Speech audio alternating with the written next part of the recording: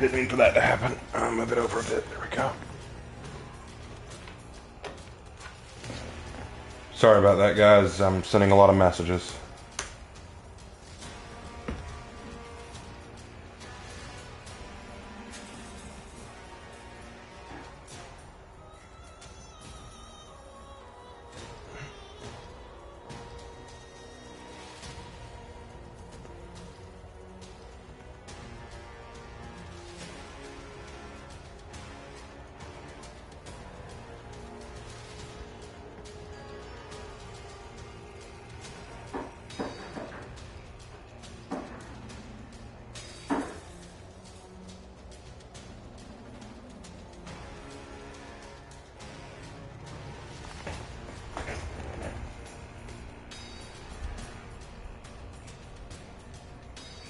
Alright, I'm back. Sorry about that. I had some bad news at work, and I had, well, not at work, but at dinner tonight, and I had to share with the appropriate people. So, I had to take care of that. Plus, I had to send a message to a buddy. So. I'm gonna play PvP first, but if things get toxic or sweaty, I'm immediately going to bots. And if anyone has a problem with that, I'm sorry. I just don't have the patience for it. Yeah, bad news really sucks. Especially this one. It turns out that my friend Eric probably isn't going to make it. The doctors can't take him off of the ventilator. If they try, it'll probably make things worse. They said that he probably only has a few months. So, as you can probably understand, I'm not in the best of moods. It's why I didn't want to do a reading stream, even though I normally do reading streams on Monday night. I wouldn't be able to focus on the content of the reading. I would just be really distracted, so I'm just going to play some For Honor. You know, just do that. So yeah, I don't even know what to play. Random it up. Viking. Let's go. How did that happen to him? His kidney and shoot. I think his kidney and liver are shutting down.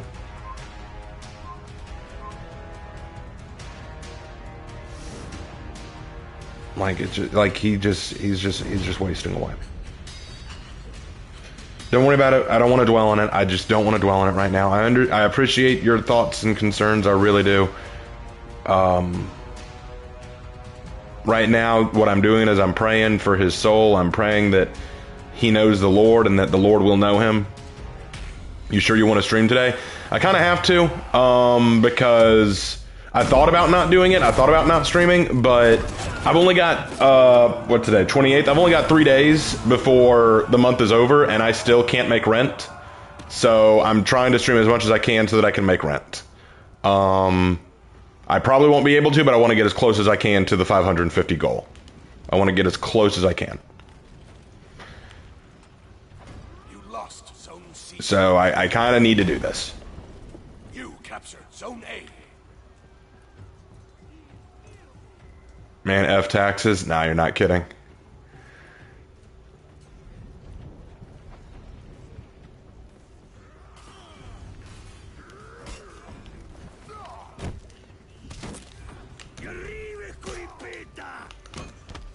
You lost Zone A.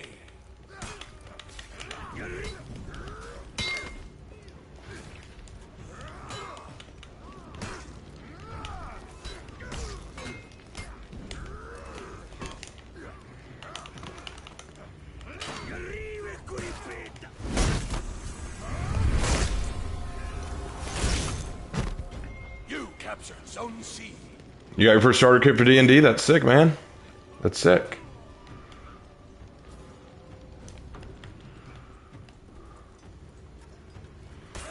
I'll leave y'all to it. I need to turn B around.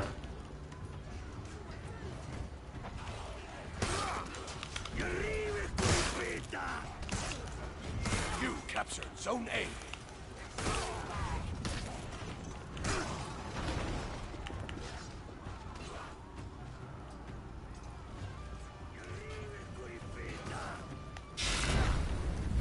Why is that Aramusha AFKing?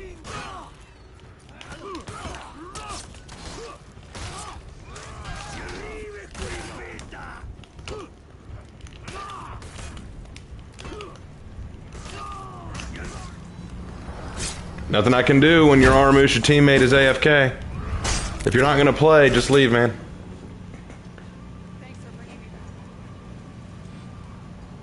You lost Zone A. I feel like I missed the title of the video. I got super excited to hear about the DnD character, and yeah, I haven't heard anything about it. That's what I got. That's what I got for showing up late. I haven't brought her up yet. I have not mentioned anything about the DnD character yet. We were talking about why I'm streaming, even though I'm not in a good place. So you haven't missed anything about the new DnD character.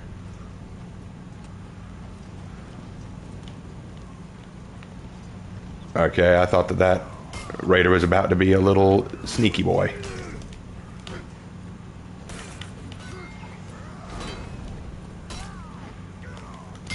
Good move.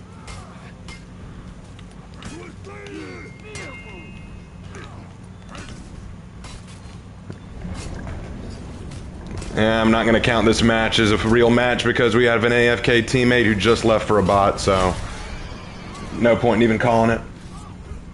Is Lark okay? He's at his D&D campaign. Raven, how are you doing tonight? I don't want to talk about it right now. Okay. I already went into it. I talked about it earlier. If you want to know what's going on, go to the beginning of the stream. I explain everything.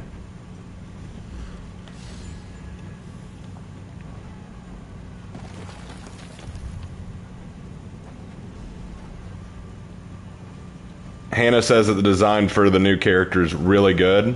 It just needs some tweaking. And she will probably tweak it herself given the chance.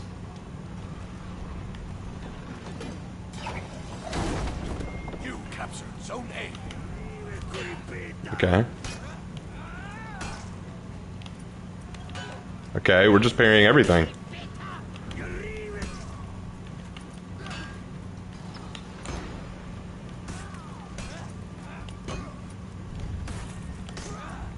Damn, I got destroyed. You lost Zone A. Well, she just died. Okay, cool. I have a feeling we will not win this, but yeah. Is her character a cleric? I mean, she's a cleric. Her name is Sonyan Kitra.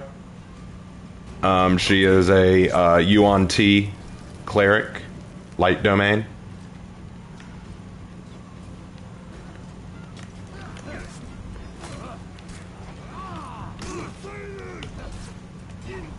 Your team rallied.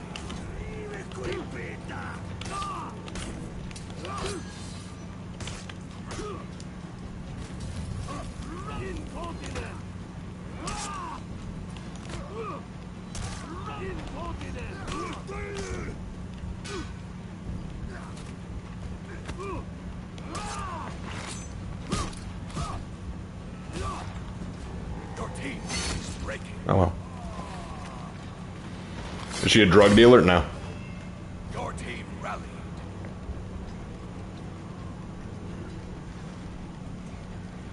Don't know much about D&D, but what levels seem like a normal quest? Yeah, act smug, Centurion. Act smug, bro. Don't know much about D&D, but what level seems like a normal quest to ask, I think. What do you mean, normal quest? I don't know what a quest is. Is who a drug dealer? My new D&D character. And she's not a drug dealer.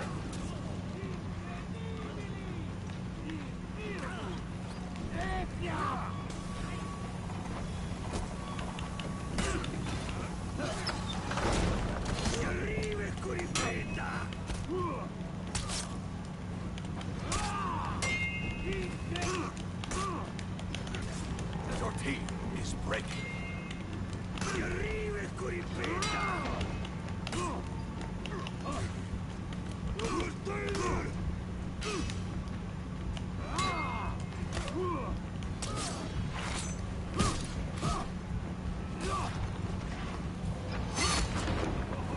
I got 2 kills. I'm AIDS. Not yet, Raven, not yet. You'll get to it when you feel like it, Hannah. It may not be this year, maybe another year, but you'll get to it.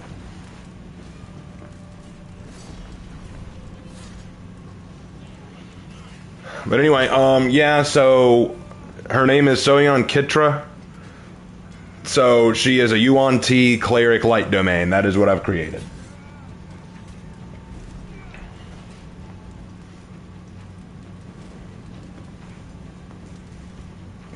In the Forgotten Realms, well, the UNT are drug dealers.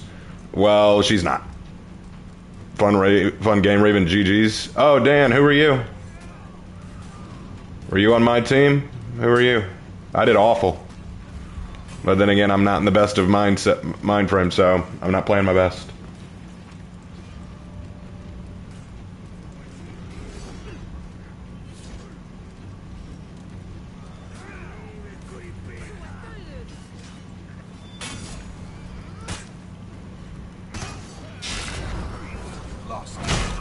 Wow, wow.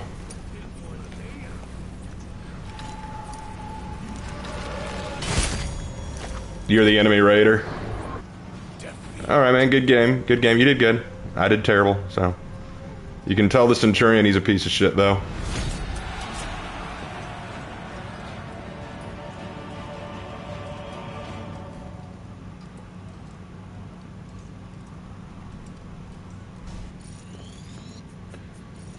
Is a cleric light domain? How does that class work? Clerics are essentially battle healers. They are capable of healing the party, but that's not all they can do.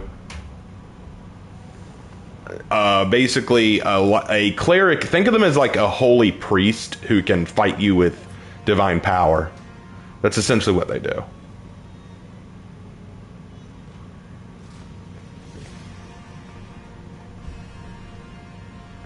Oh, Dirty Axis, you were the female raider? Good game, good game. He's a random, me and the other raider and berserker were a team. Yeah, y'all did fine. I didn't mind fighting y'all. That scent was kind of a dick. That scent was kind of a dick. I didn't appreciate that. But yeah, good games all around. Dirty Axis, Dan, and the berserker, whoever they were. Enjoyed fighting you. Sorry, I'm not playing at my best today. I'm doing the best I can, but been a lot. All right, I gotta play as an assassin and still gotta play as a Viking.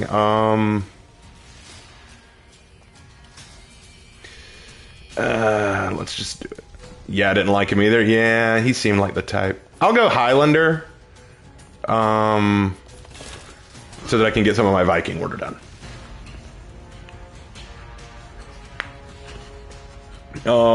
But a light domain cleric basically calls in the power of divine light to help them. Like, think of them as a holy buzzsaw. That's essentially what they are. They are a holy buzzsaw.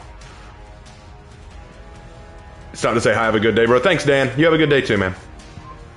You take care. And GG's, honestly, GG's. That Centurion may have annoyed me, but y'all did fine. I have nothing against you or the rest of your team. Hell, you're feeling upset, just play Hito. No, and the reason I won't do that is because I'm so bad that I'm pretty sure I'd lose with Hito and only feel worse.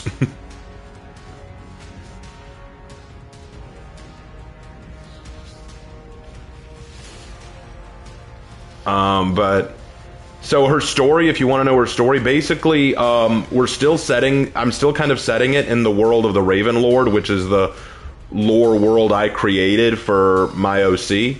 And, what she and her family, you see, the UNT were in my lore, they're from a land called Lothlothra, which is a jungle world, jungle country. The three of us minus a run a group 2. Yeah. Dan told me that, and y'all did good.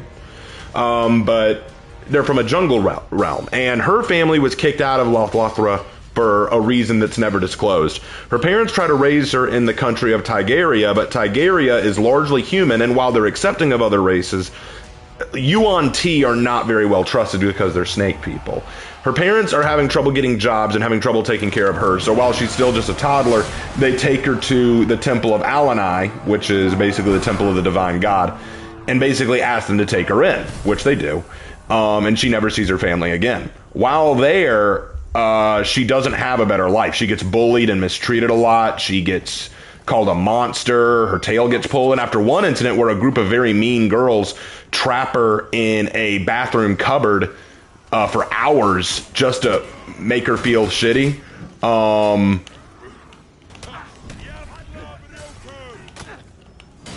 He's waiting for...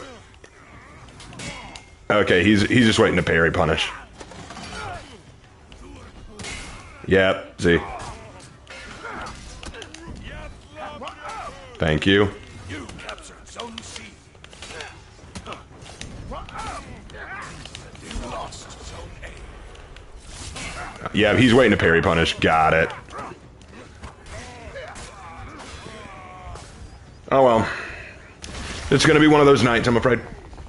But anyway. Sorry, guys. Anyway, so she basically becomes kind of broken down. Like, she's suffering a lot of trauma, PTSD and the like. She's just really, really suffering. And she doesn't see the reason to live. She doesn't see the reason to keep on going because... Oh, crap.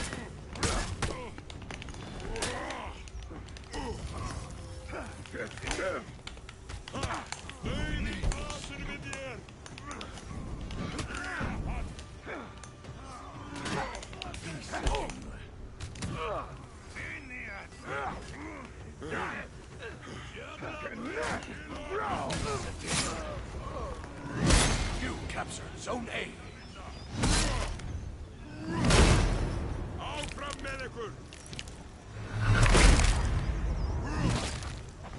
There we go.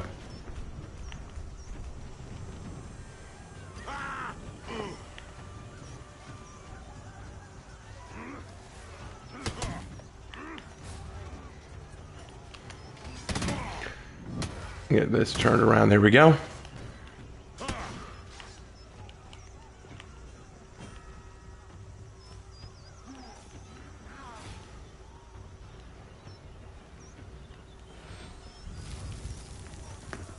They're all going to come in a group.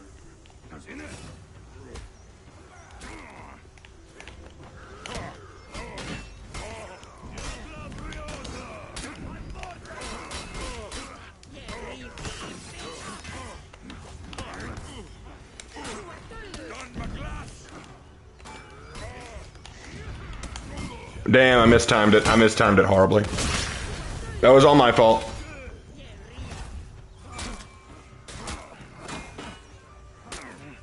Keep it up, Griffin. You're doing great. Ah, man. Anyway, so as I was saying... Oh, what's this? Oh, hey, Raven, good night. First time I catch a stream of yours. Haven't seen your content in a while. Big fan of Heroes in History. Well, thank you. Thank you, Head of Security. Appreciate that. Glad you're here. It's a rough night, but we're going to try to make it good.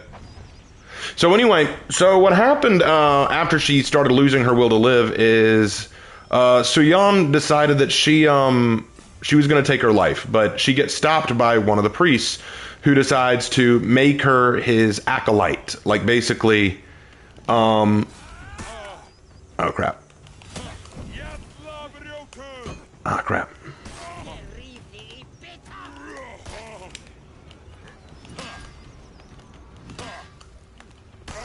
Why didn't I parry that?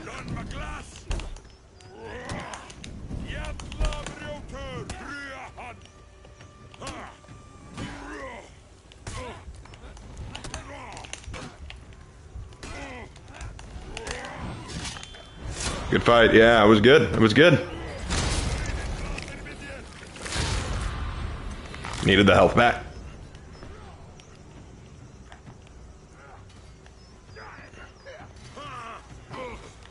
Appreciate your content in writing. Oh, glad to be here.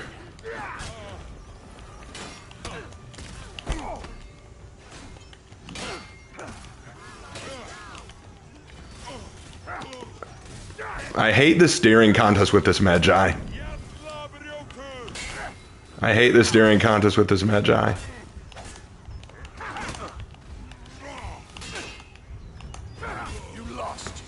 This Magi will literally just stare at you forever because he's waiting on parries.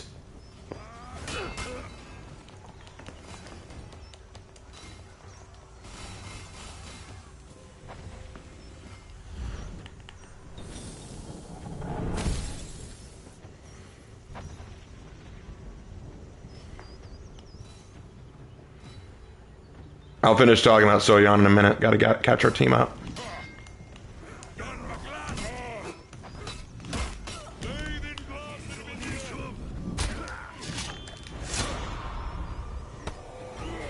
Capture Zone A.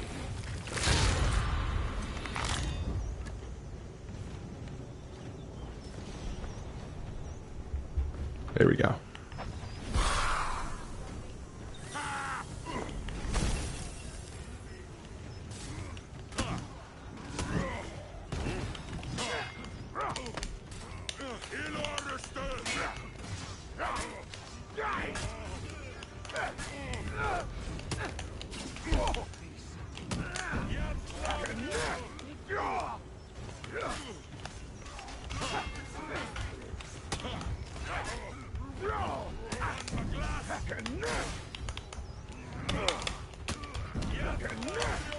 Thank you.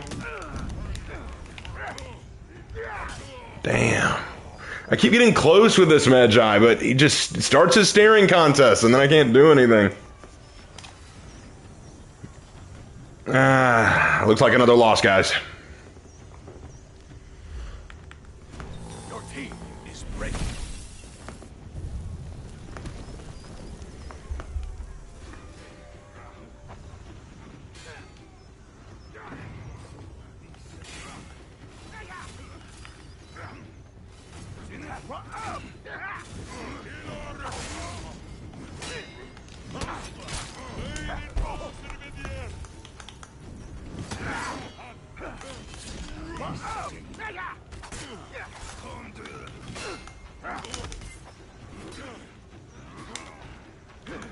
Stop the damn staring contest, bro.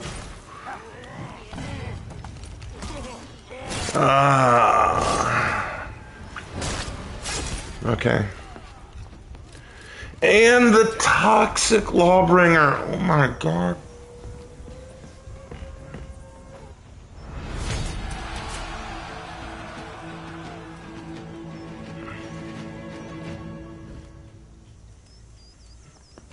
Okay.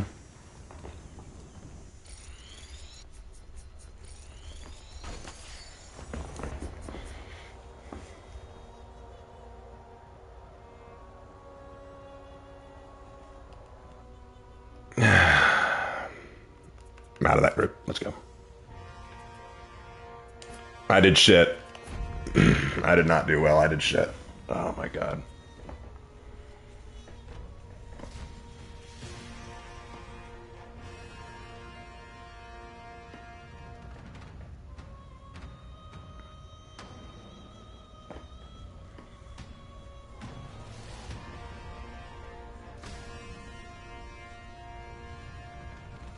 That is rough.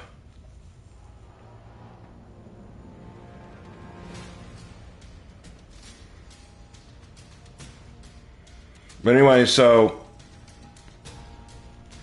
good GG, man. I wish I had better disciplined teammates though. Hey, y'all won. So like y'all did good. Y'all beat us. Like that Magi was the one driving me nuts, but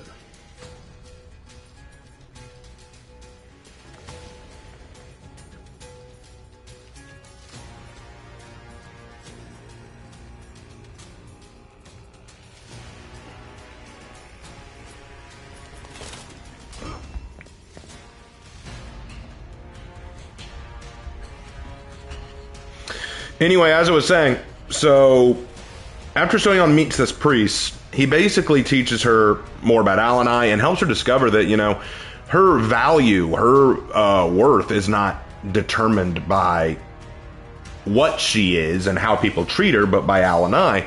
And so she becomes a devout believer, and she puts her full faith in Alanai. She becomes a full-on devout, very, very pious follower of Alanai. Well, one day, this village near theirs gets attacked by marauders, and the refugees come to their temple, and they let them in and try to tend their wounded.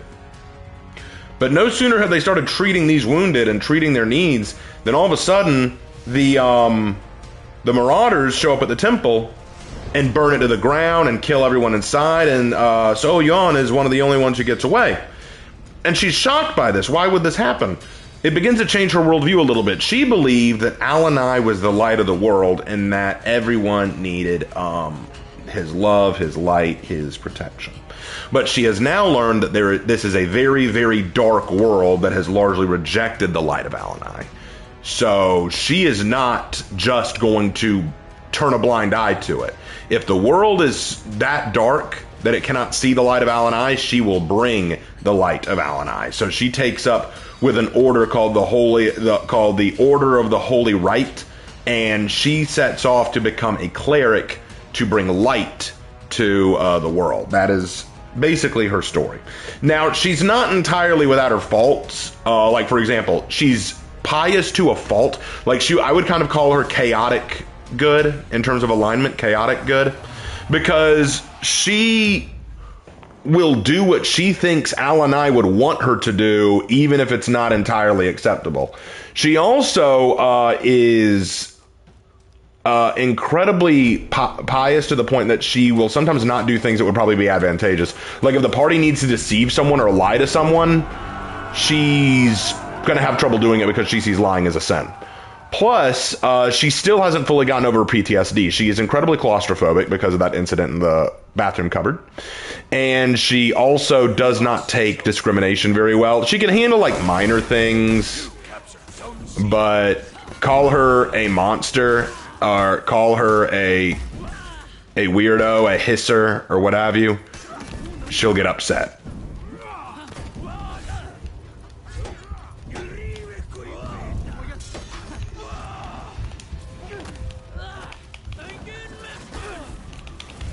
And the ledge. Yay. Good job, Raider.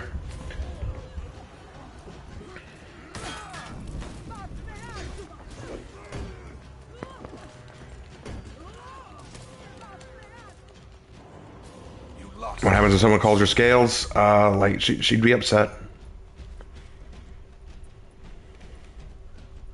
No one on our team has gotten a kill. Yay. Oh, wait. Shugoki just did. Yay.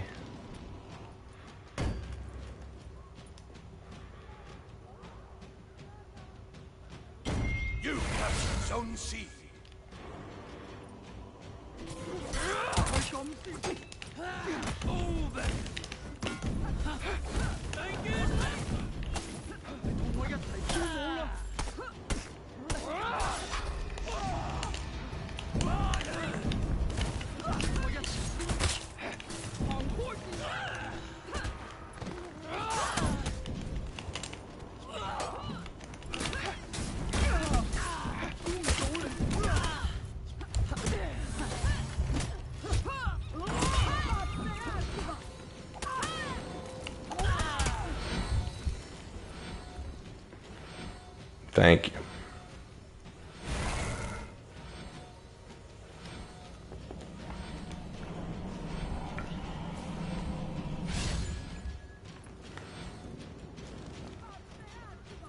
Is that a snake girl in the thumbnail? Yes, it is. Because that is my new character for my D&D campaign that's coming out.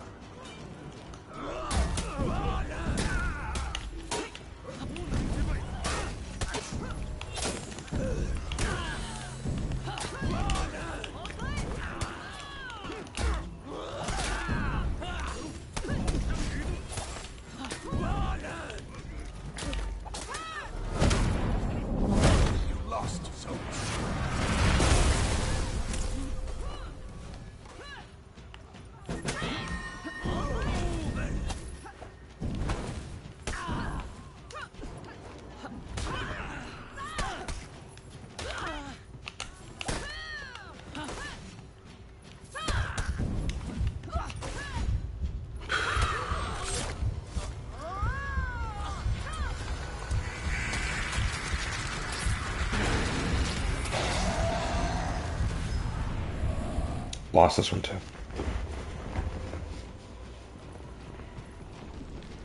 Okay. Did I change my emblem? Yes.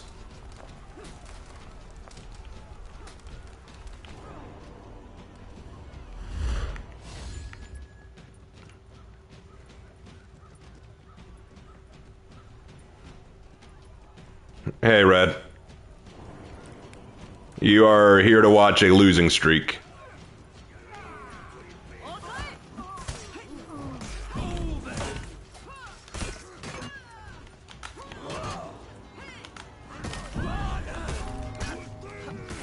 And one of my own just quit. Awesome.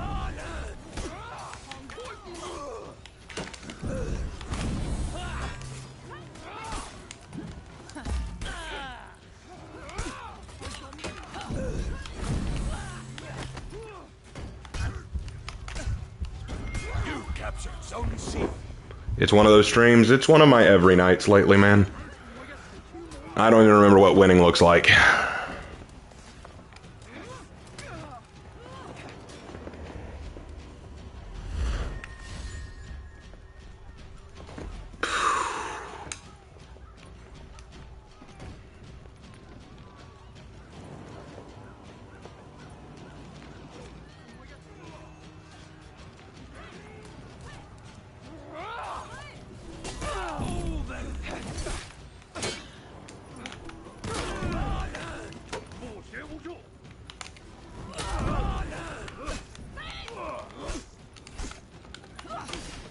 Light parry, of course.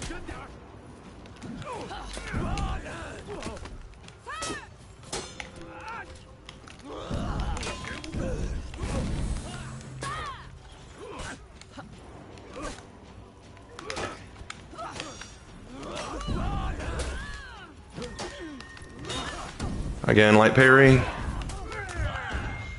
And dead.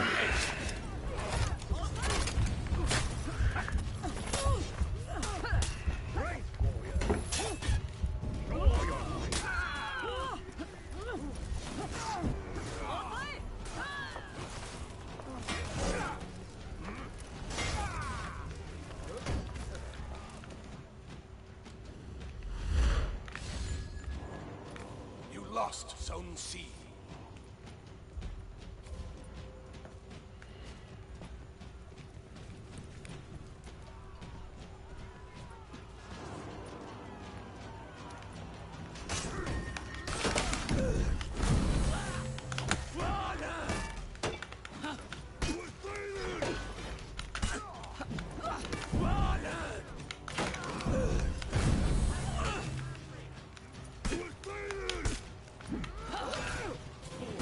Your team is breaking.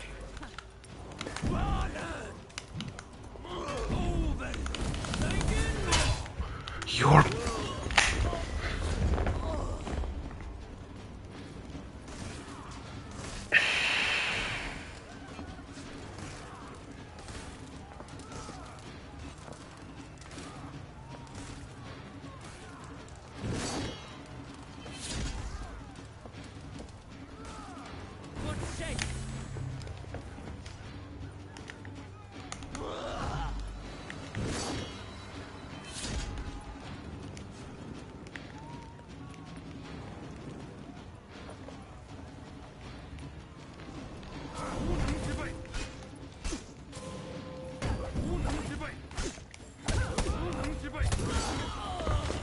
Thank you.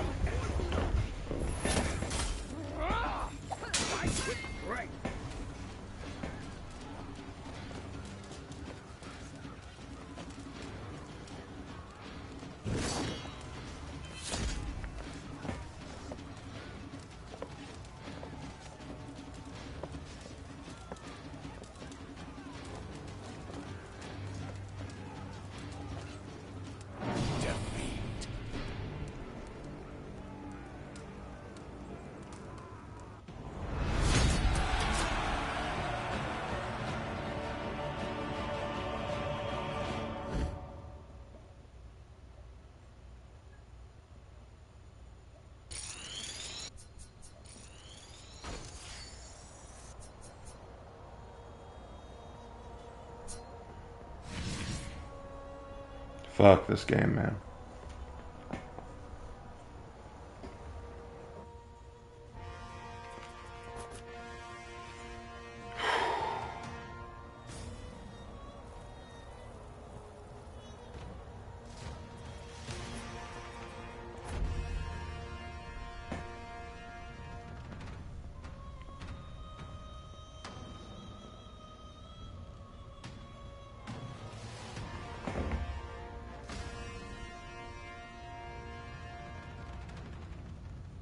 All right. Let's go again. Let's see if I can go for 0 and 4. I'm gonna go for 0 and 4. 0 and 4.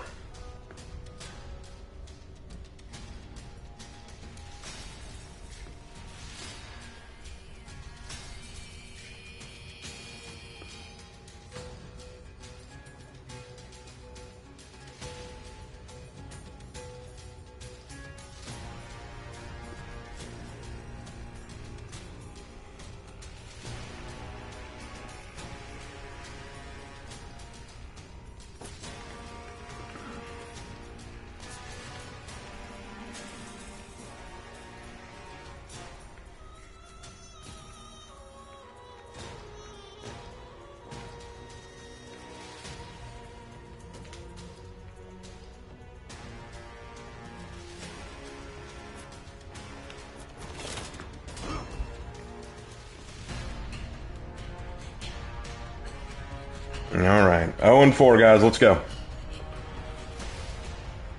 I want to lose now, let's go. I'm gonna see how much of a losing streak I can get.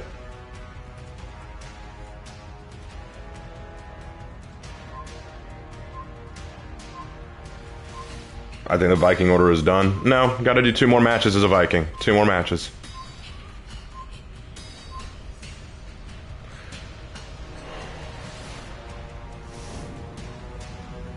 How long are you planning on playing? I have no idea. I have not decided. You win this, trust. We'll see. That enemy team doesn't look good. Yorm, Hito, Aramusha, and Warmonger. We will see, but I'm putting my money on 0 and 4. Let's go 0 and 4, guys. If I'm gonna lose, I'm just gonna embrace the losses. I'm just gonna embrace the L. I'm just gonna embrace the L. Let's go. Give me your worst, For Honor. I'm ready.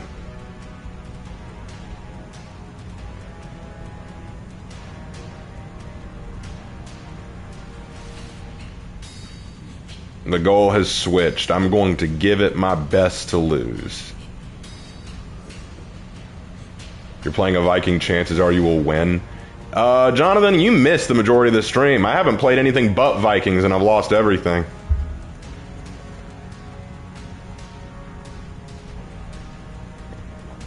Maybe that's the problem. Maybe I shouldn't be playing Vikings. Maybe it's the Vikings who are cringe. Maybe the Vikings are the losers. It is not me that loses, it is the Vikings. How would I feel about a 40k game playing as one of the Xenos factions? I wouldn't care.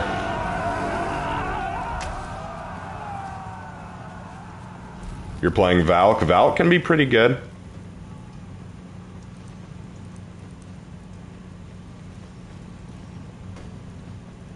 It's all in how you play her.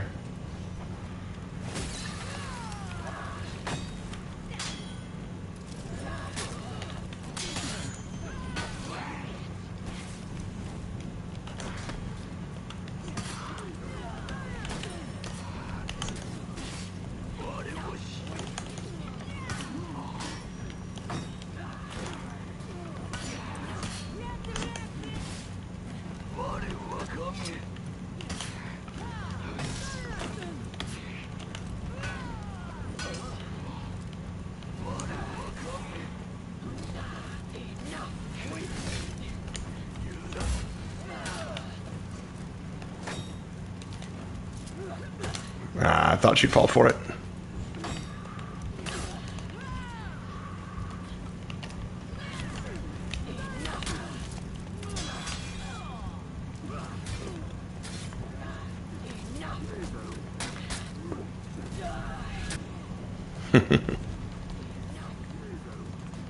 Please tell us about the world you built for D&D. The world I built for this D&D campaign isn't really for D&D.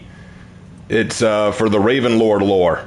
I've actually made videos about it, but no one watched them, so I stopped making them.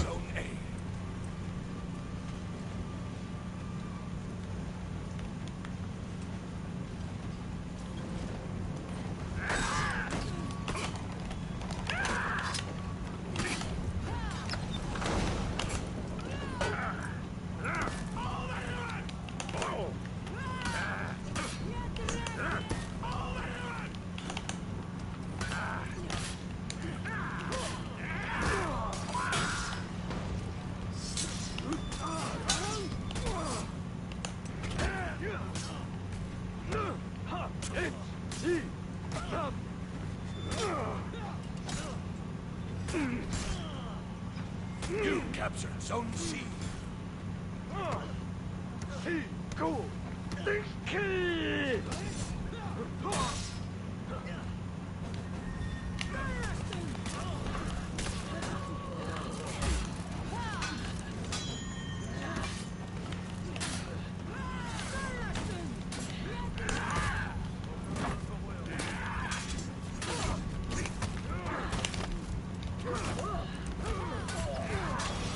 Good light parry, and I'm dead.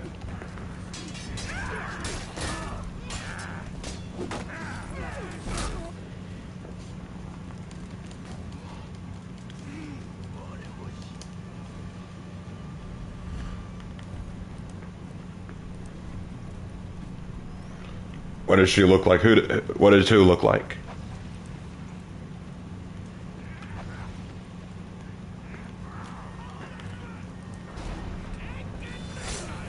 You lost Zone C.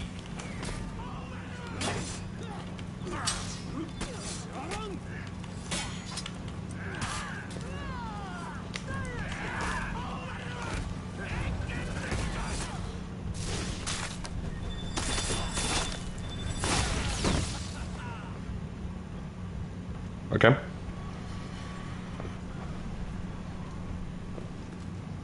What does she look like? Literally look at the thumbnail, man. Literally look at the thumbnail.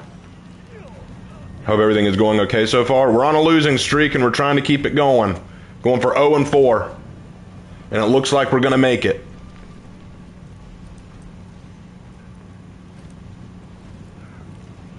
We are 100% going to make this losing streak. Let's go. 0-4.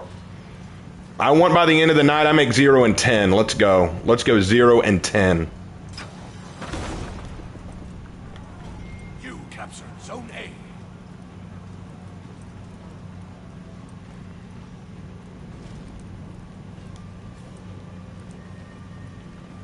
You lost Zone A.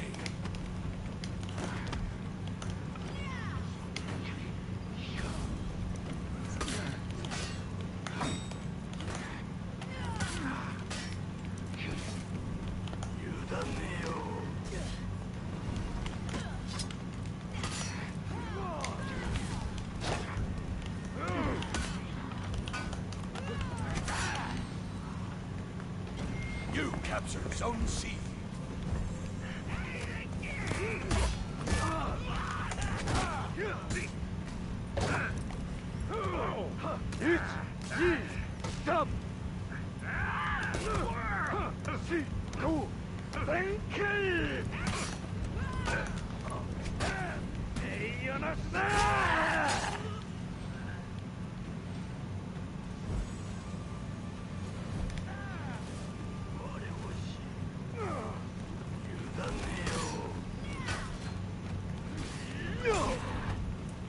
You captured Zone A.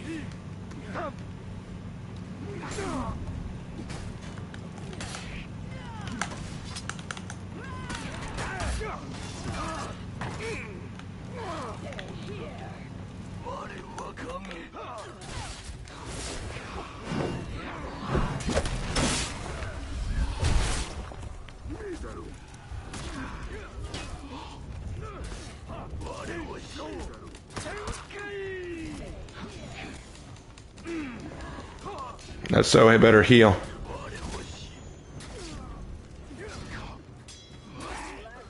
Nope. Guess Sohei doesn't have a second feet. You lost Zone C. Typical. Let's keep going, guys. Losing streak. Here we go.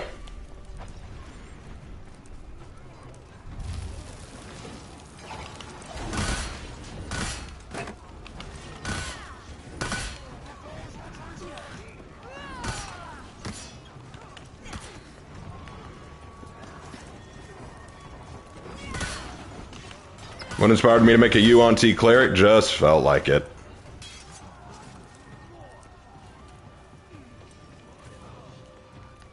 You lost Zone A.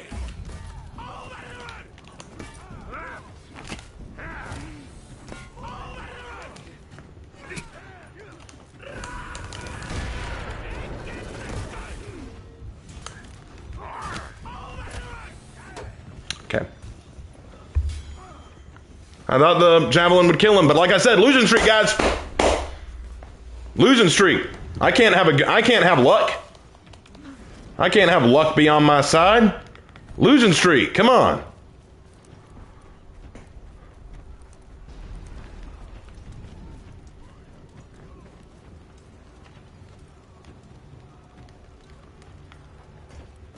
Your team is breaking.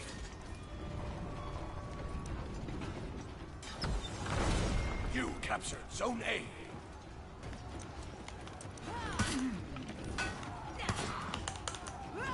You lost Zone A.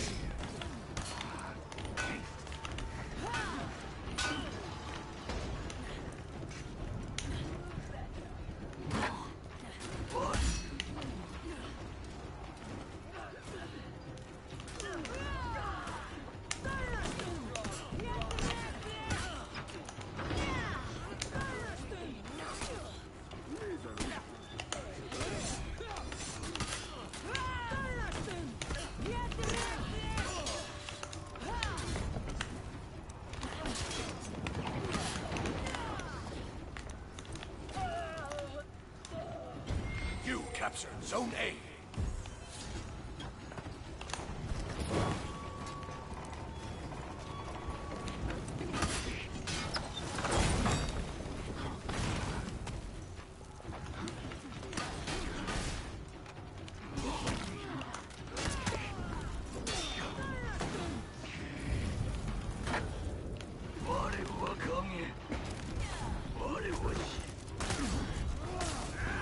Let's go.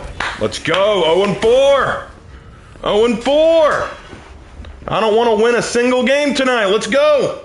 Change the name of the stream. Losing streak. I'm changing the name of the stream.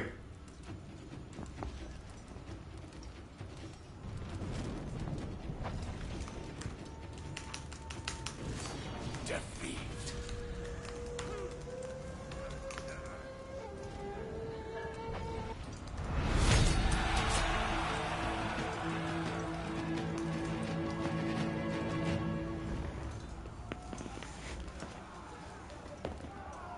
Let's go.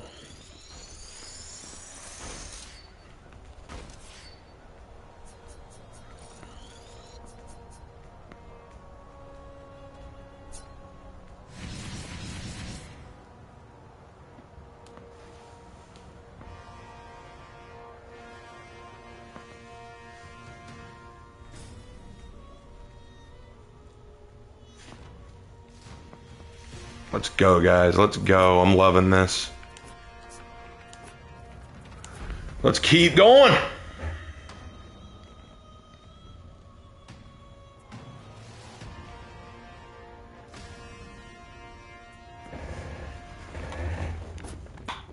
Gotta go one more Viking, then we're done.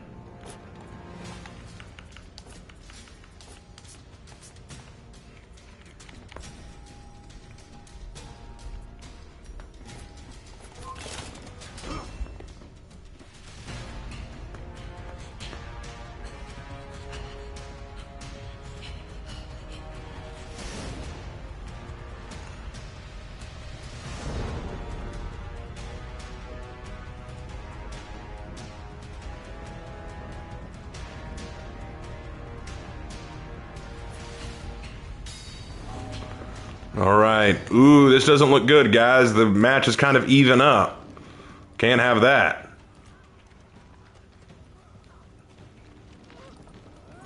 Einar. His name's Einar.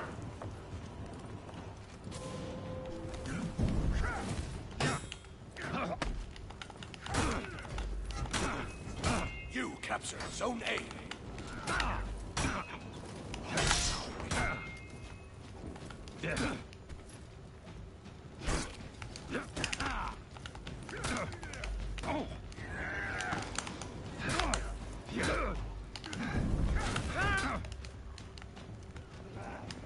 No, what's going on, guys?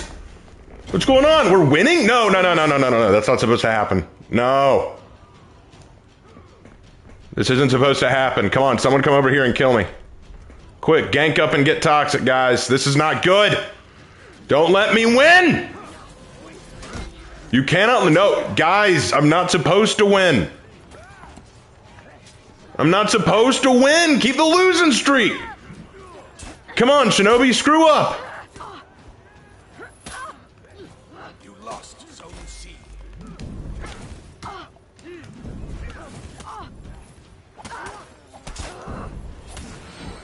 Damn it, Shinobi, you're not supposed to do that.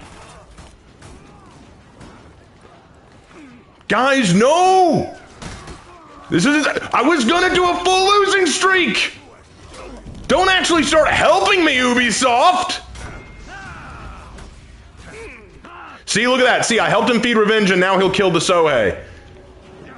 See, there we go. You captured Zone C.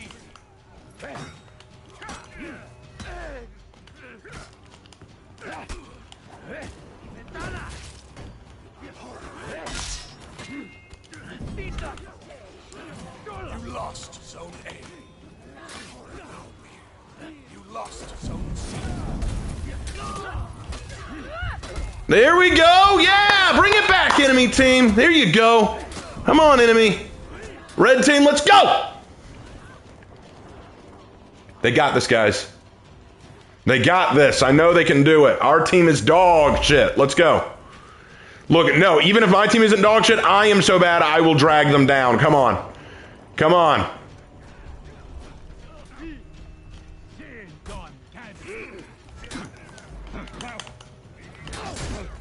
No, come on. You shouldn't have confirmed that. Gah. Why am I trying to lose? I'll explain later, Roy. I'll explain later. All right, well, I can't help them gank. That could help us win. No, I'm going to go over here. See? Good read. I am predictable as hell.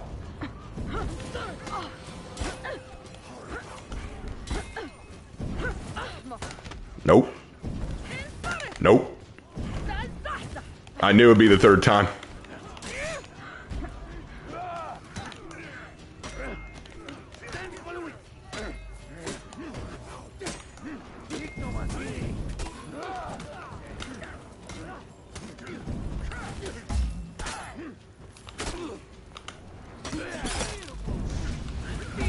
Yes, he got revenge. Come on, man, kill me. Yes! Woo! Catch up, red team. Catch up, red team. You can beat us. I know you can. I know that my team was winning, but that's because I didn't join yet. You captured Zone A. I did not join yet. Now that I'm here, I can drag my team down. Come on, red team. I'm giving you a win. Red team, I'm giving you a win. I'm here. I'm here. I'm on the enemy team. See, there you go. There you go. Take back. Hey, there you see. Now they're winning. Now they're winning. We're going to keep this losing streak going now.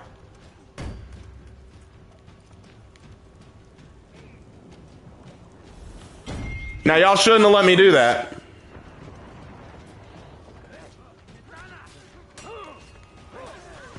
Y'all shouldn't have let me do that.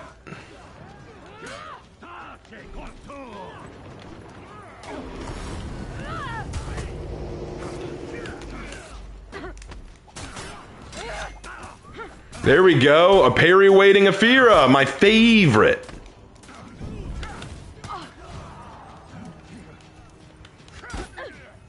Come on, you three. Gank me up. Gank me up. You can beat me.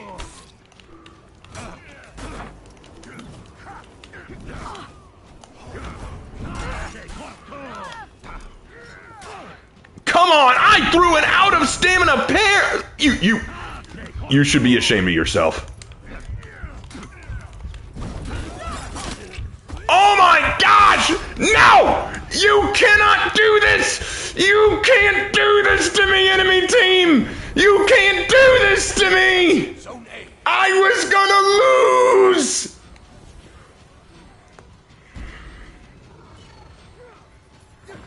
Why are you not headbutting? Because it's retarded to headbutt when you're in a gank.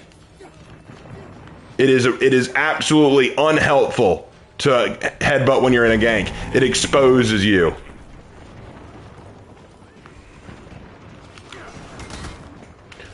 The key to playing in a gang with Warlord is to turtle up.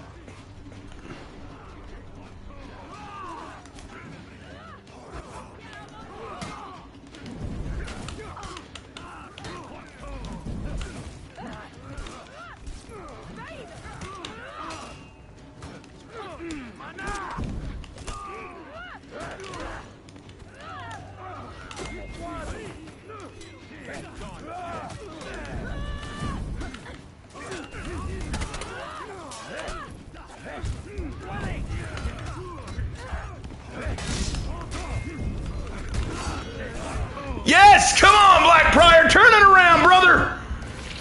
Win it for your team! I believe in you, Inafira. I believe in the both of you. I believe in the both of you. Yeah, bring back Ocelot now. Bring him back. There you go. Y'all still got this. Y'all still have a chance. Y'all still have a chance. Come on.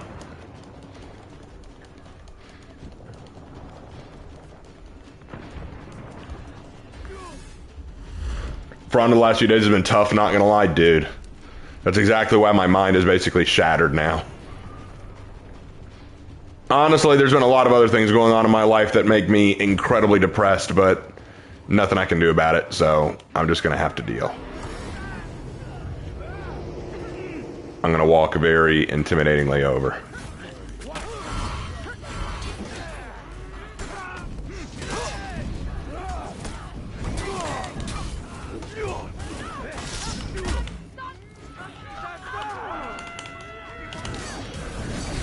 I'm ashamed of you, Ocelot! I'm ashamed of you! How dare you break my losing streak? How dare you break my losing streak? Now I gotta change the name of the stream. Now I gotta change the name of the stream.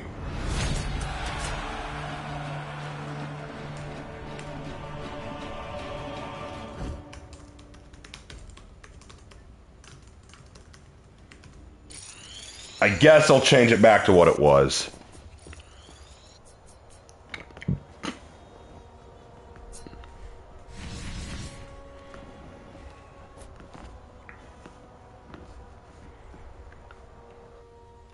That makes me mad now. We were supposed to lose that. Was gonna go for this cool thing where I had like a 0 and 10 lose streak. That would have been sick, guys. I would have been the first For Honor content creator to do a stream where I lost 10 matches in a row. It was gonna be awesome. Oh well. Ah, well, early next time. Believe me, I'm bad enough, it'll happen. Do you have any advice for getting guard broken, to avoid getting guard broken? Practice, practice, practice, honestly. You gotta, just anticipate the guard breaks, really.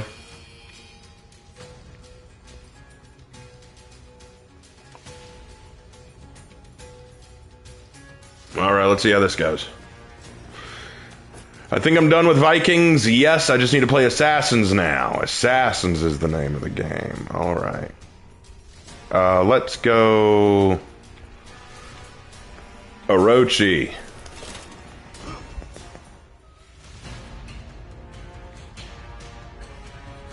Why were you losing again? Okay, so Wolves, and what was basically going on is I've had a really, really, really bad day. Like, I mean a really bad day. And then at dinner tonight, I got some really bad news about a friend of mine, which made me even more sad. And so I came on. I didn't want to do my reading stream because, honestly, reading I knew that I wouldn't be able to focus on the story, so I decided to play some matches. And when I started playing the matches, it was just bad game after bad game after bad game. And so I decided after my fourth loss in a row, I said, you know what? I'm done trying to hope. I'm just going to commit myself to losses. I'm just going to commit you know what? I'm just going to say, let's go for those losses. If we're going to lose every match tonight, I'm going to make it a thing. I'm going to go, let's go. The biggest shitter in the For Honor community who loses 10 matches in a row on live stream. I thought to myself, that would make it funny. But at the same time, also apply reverse psychology. Because if I want to lose, maybe Ubisoft will think, hold on, let's not give Raven what he wants. This day has been absolute dog water for him. If we give him what he wants, it's going to ruin the theme. So we got to keep ruining this for him. So I thought to myself, you know what? Let's make sure that we don't do anything that this game wants us to do. For Honor's like the one game you can win and still be mad about it. You're right, Red. You're right. Einar would never marry a weeb. He was already married at the beginning of his story. He already had a wife. I offer my condolences. I appreciate it, Dominus. Honestly, the real issue I have is just... So I go into sub today, and I'm in a band classroom. Like, it's a high school band classroom. It is so loud, because they're practicing for graduation ceremony music, and they are just, that metronome is loud as hell. It's just so irritating. I'm just like, ah. And then I have to deal with that all day, and then I finally leave, but then there's a traffic jam that slows me down from getting home, and then there's a whole issue in the Discord server. Like, there's this drama going on in Discord that I have to deal with. Band classroom? No, B-A-N-D, band.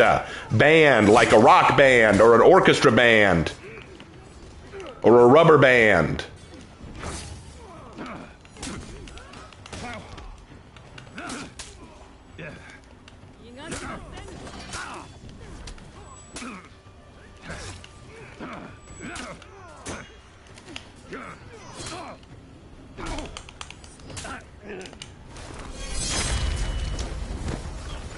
That was smooth. That was actually effing smooth. What happened on Discord? Not going to worry about it. It's taken care of now. I have assured that it is taken care of, but that was a stressor. I had to come home and deal with that, which was really irritating.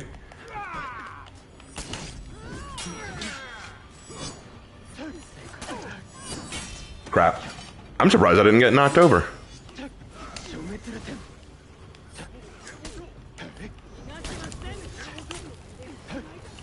Good move.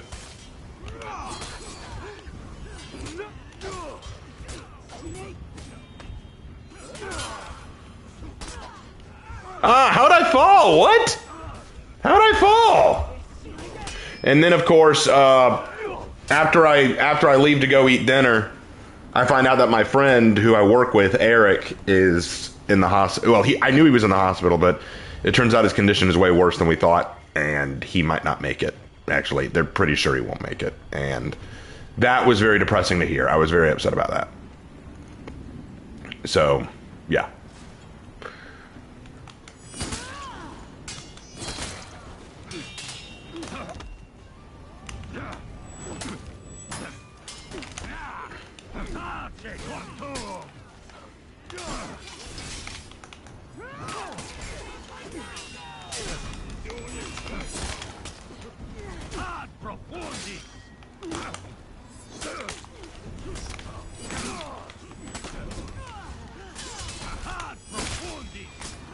Well, it went down, but I did damage to him. But anyway, dealing with Discord bullshit is the worst. It's one of the reasons why sometimes it is exhausting being a big content creator, because you have to deal with this crap. Raptor! Is that the most recent update with Eric? Yes. I was at the restaurant tonight, and they told me that the last time they went to go visit Eric yesterday, the doctor said that he couldn't make it off the ventilator. It's just too difficult for him. And with him the way he is, he probably only has a few months. If that. So it really doesn't look good. It really doesn't look good for my boy.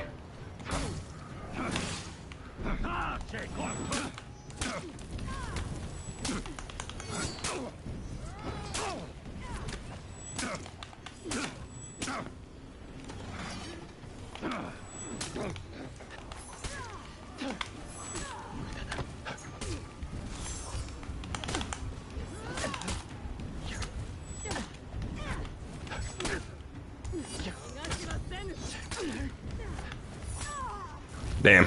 Almost had him.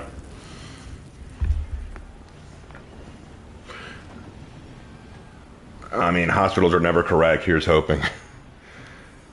Here is hoping, yeah.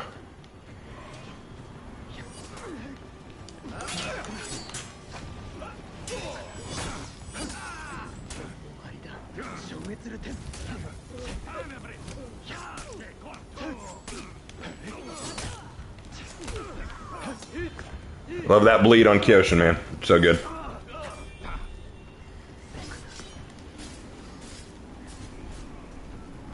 Things can always change. I know they can. Doesn't mean they always do. I made a lot of wrong moves with my grandmother, so again, hospitals are perceptively wrong a lot. They can be, yes, for sure. For sure. What really hurts, though, what makes this so sad for me is his family isn't really there for him. Like,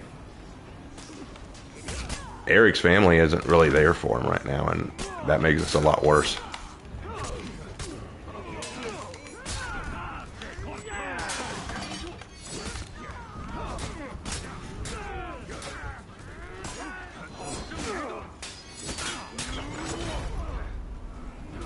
You're his family, that's what matters. Yeah, I know. I know.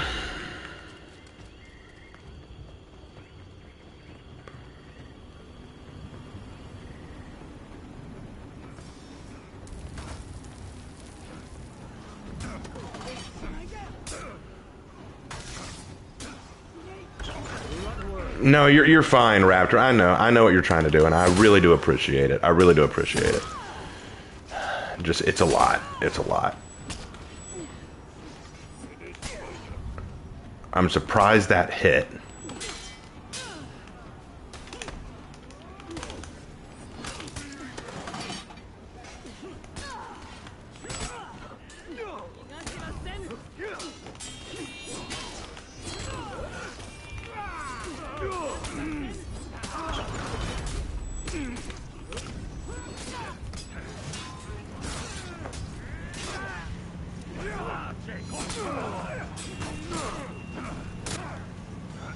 Raptor's a good man despite building his channel off complaining. Dude, you want to talk about building your channel off complaining? Slanderous basically did that. And besides, Raptor makes a lot of videos where he's not complaining. Most of his videos are just his opinions on certain things, and he's given good opinions. Like, I genuinely think that he makes a lot of really good content. And there's a lot of effort and time put into it, so, like, no, I don't think he's built his career off of complaining. What the F are those skeletons in For Honor? Yeah, it's part of the, Prince of Persia event.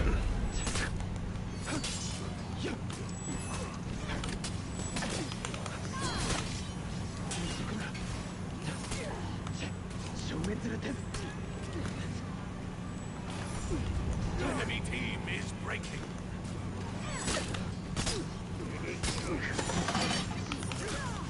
The enemy rally.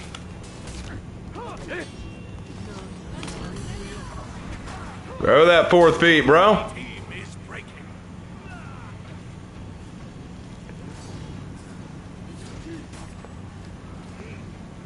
I catch more strays than any For Honor YouTuber.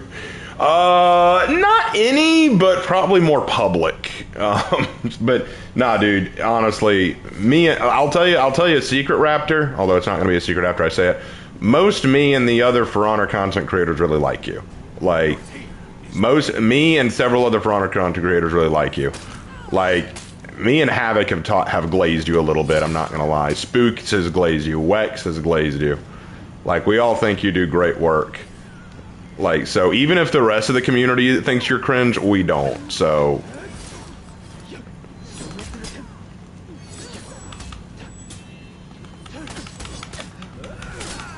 Victory. Alright. I kind of go into thinking everyone hates me. Dude, I'll tell you how I feel about it. I'll tell you my thoughts.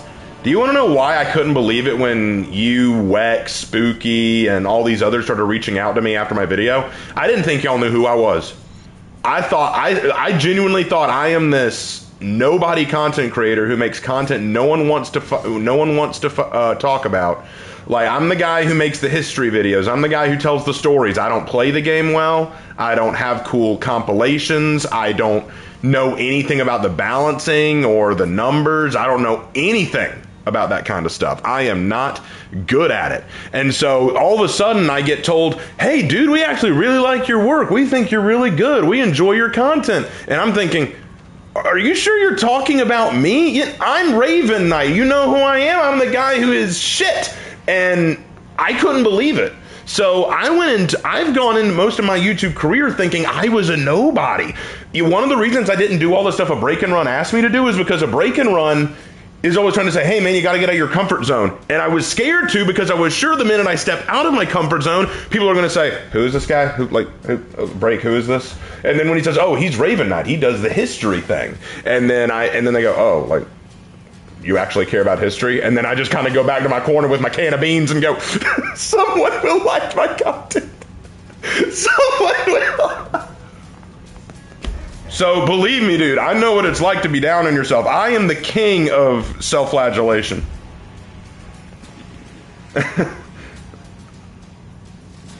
Like when I saw your name pop on the sublist, I was like, oh shit.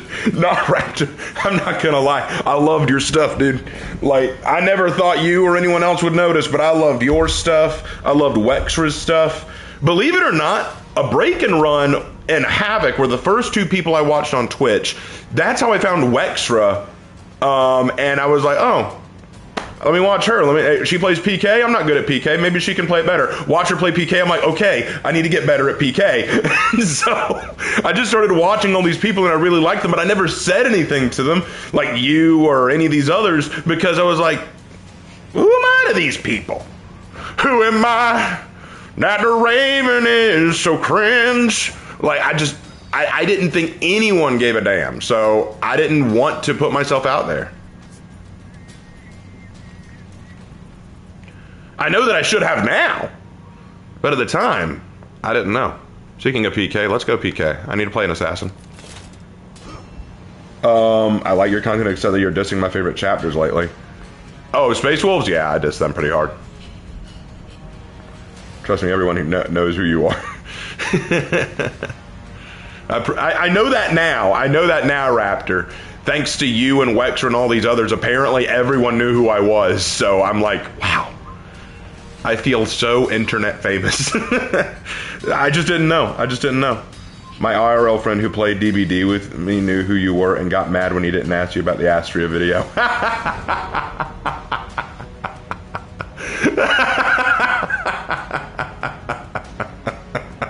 He's free to ask me anytime, man. Oh, man. But no, like, dude, that's awesome, though. We need to play DBD again. They've nerfed Kaneki. He's not nearly as egregious now. But, yeah, man, that'd be sick.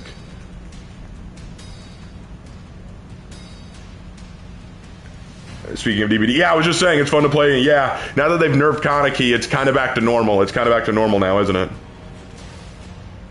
You can play against the Ghoul easily. Yeah, I was playing the matches of the Ghoul the other day, and I struggled to get my, I struggled to just get 3K. I was really struggling.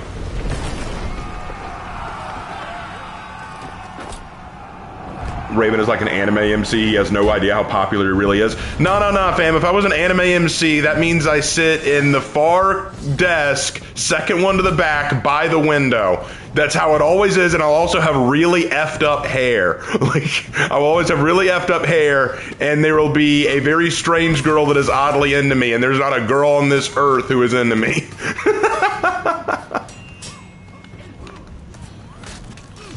Although I appreciate it. It depends on the anime I'm in. Which anime I'm in? Can I play Hatun next? Sure.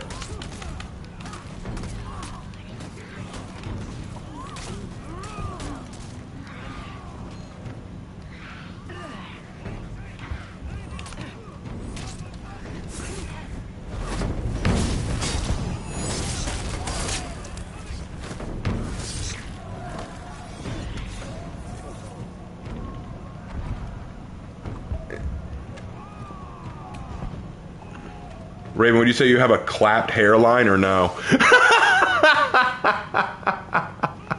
Oh my god. There's a reason I don't show my face. I have an ugly, ugly mug. Anyone who's actually seen my face, like in the very few times I've done face reveals, y'all know that I am ugly as sin.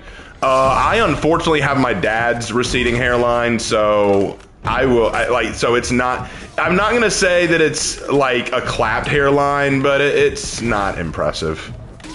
Some people can rock the look. I'm not one of them. There are a lot of looks I can't rock, like the human one. I can't rock a human look.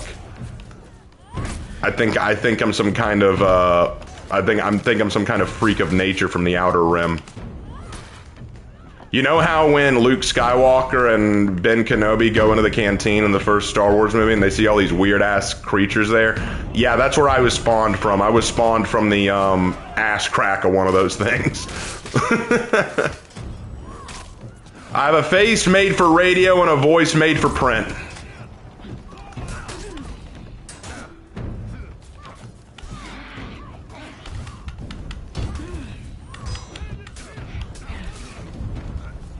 Even as a bot, you're cringe.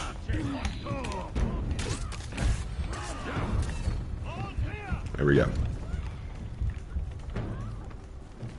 Raven, you're not ugly, you're like a normal guy. Have you seen my face? Go bald like Havoc. I can't rock the bald look. I just can't. Rock long metalhead hair. My hair doesn't work like that. At least I look better than the Oblivion Orc. Actually, that is true. I don't look quite as bad as the Oblivion Orc. I look worse!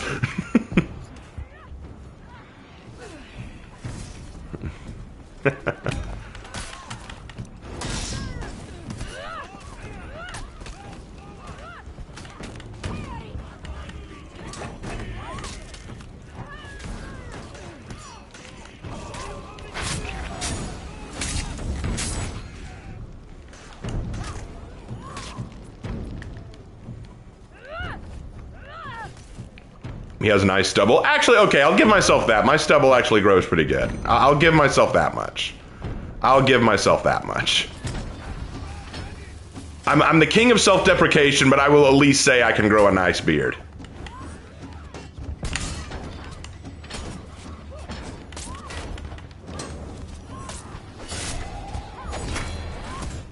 Raven, I'm in the match with you as a Centurion. Cool, dude.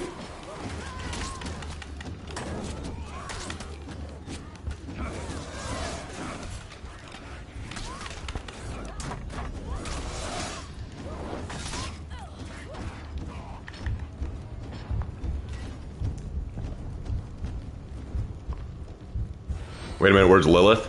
She probably dipped out. Lilith usually doesn't stay for the whole stream.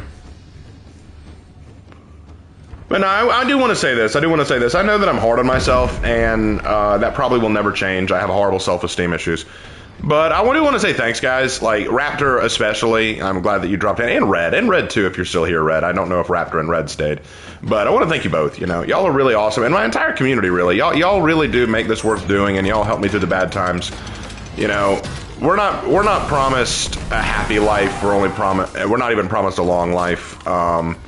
Sometimes you got to take the moments. Oh crap! I'll understand. Pull it back. But I really do appreciate y'all sticking it out with me. I'm hard on myself because I demand a lot of myself, and I'm also hard on myself because I try to keep myself humble, and that often means that I'm way worse on myself than I should be. I need to put some new X's on you, kid. I really do. For friends, that's what I'm here for. Yeah, I know, Raptor, you're a G. You are an absolute awesome individual. Y'all, I'm not even kidding. If y'all haven't subbed to Raptor yet, y'all leave my stream, go do it right now, and come back, okay? Like, I give you permission. I give you permission. Leave my stream, go do it right now.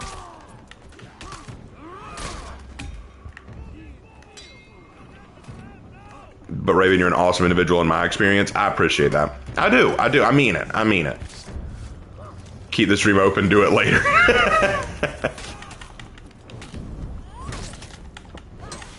Whoa.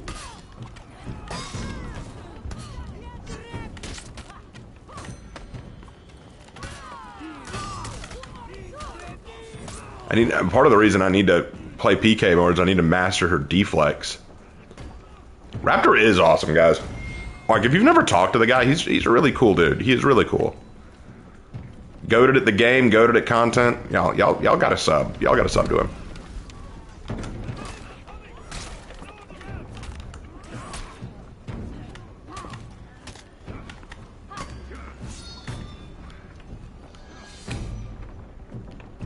Oh, come on. Plenty of people would disagree. What makes them more right than me?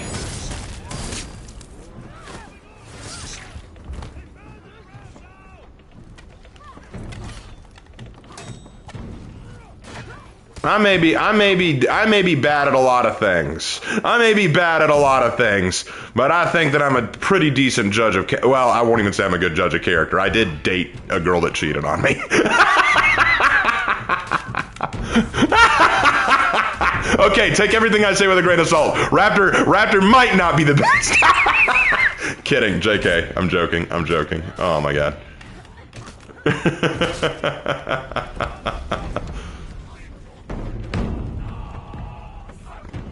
Who, like, Shinobi and Orochi have the best deflex? Actually, if you ask me who has the best deflex right now, I'm either gonna say Berserker or Hatun.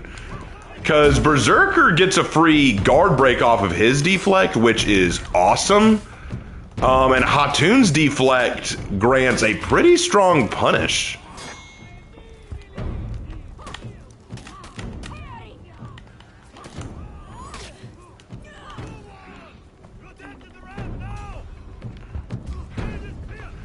Plus, I'll be honest, it's really easy to get into Hatun's deflect now.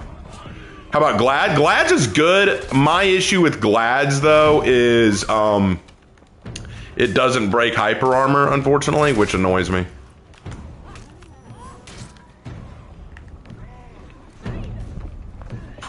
I never liked it that some deflects don't break hyper armor.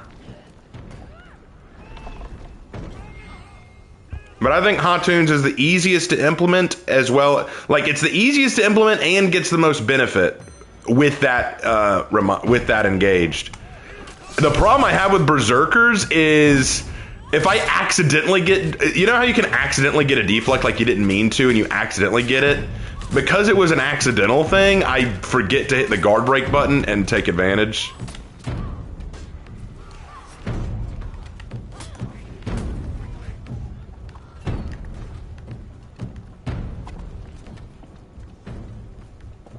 All right.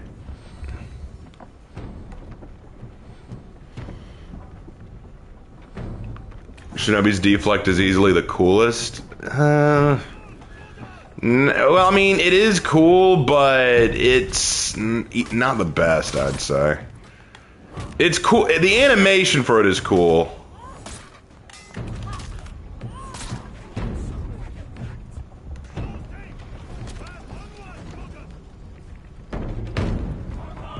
It just doesn't yield as much benefit, I would say.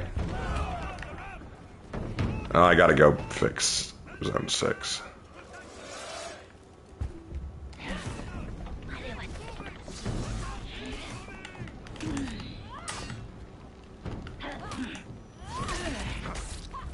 He's a ninja? Yeah, that's a great defense for him. Oh, it's supposed to look unrealistic. He's a ninja.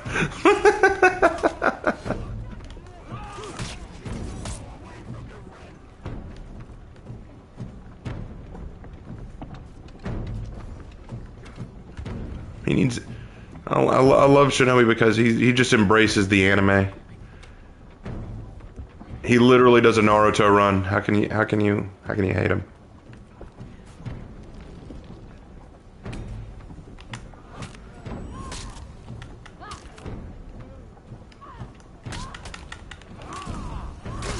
I've got to ask, what's with the thumbnail? Okay, so I'm starting a new DnD campaign in a week or two. And I finally put together my character, and my character is a Yuan Ti light domain cleric, and that's my design for her. So earlier in the stream, I was talking about who she was, her backstory, what I wanted to do with her, that kind of thing.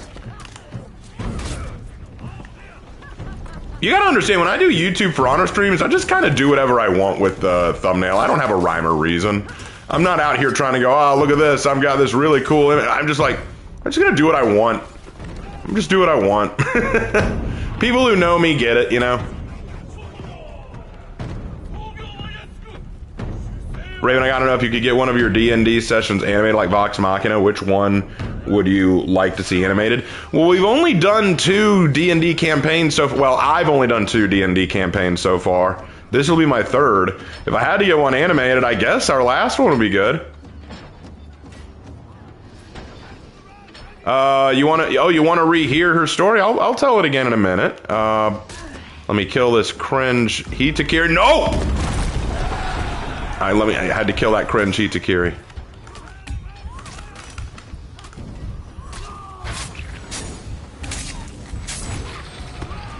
I do want to thank Wextra sometime because honestly, I've only gotten this good with PK because of her.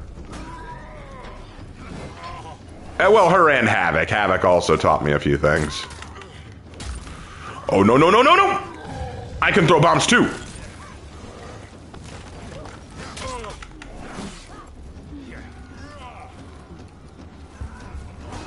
Which faction has the best fashion? Knights. Easily Knights. No, no, no, no, no, no, no, no, no, no, no! Oh! No!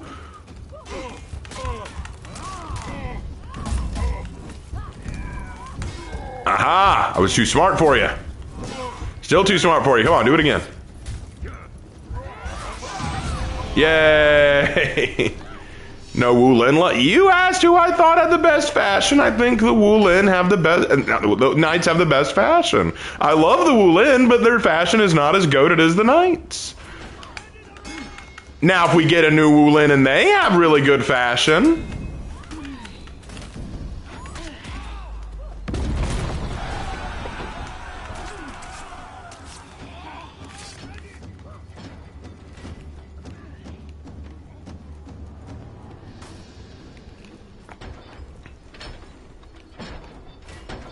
All right, and downstairs. Hey, no, no, no. I will not let you do this.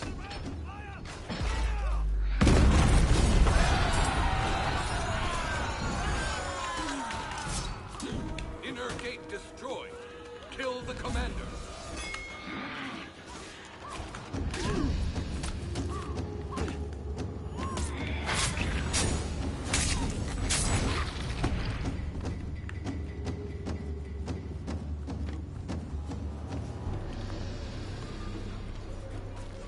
Which character do I think has the best cape in For Honor? I'm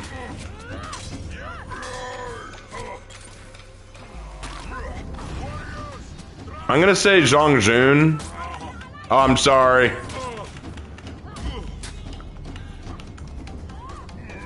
I'm a big guy. Wow. Wait, that's why this match has been so weird. It's been 2 Heat Takiris. I never knew.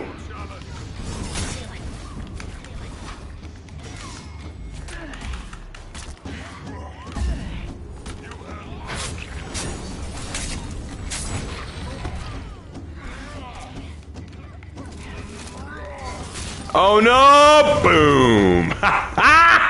Last laugh for the win. Anyway, which character, which samurai would I like to see get a cape? I guess Kensei. Kensei can get a cape, that's fine.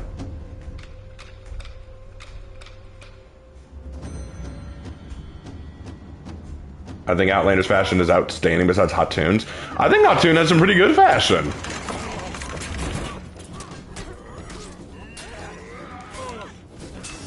Yeah, I got that D-flat.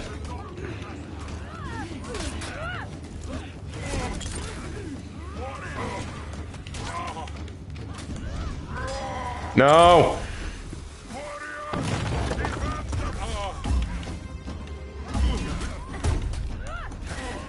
Yeah, got him, boy.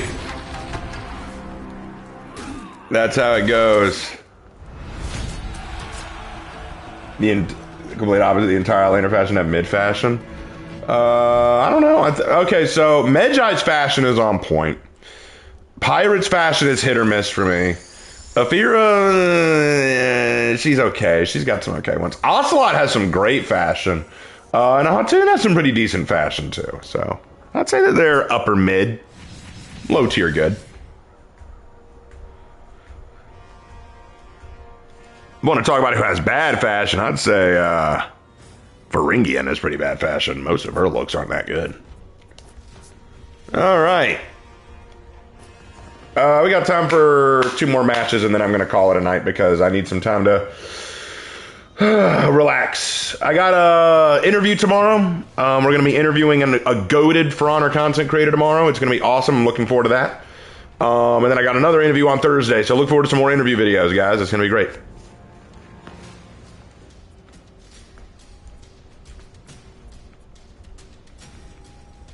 I was asked to play Hot Tune next, so let's do it.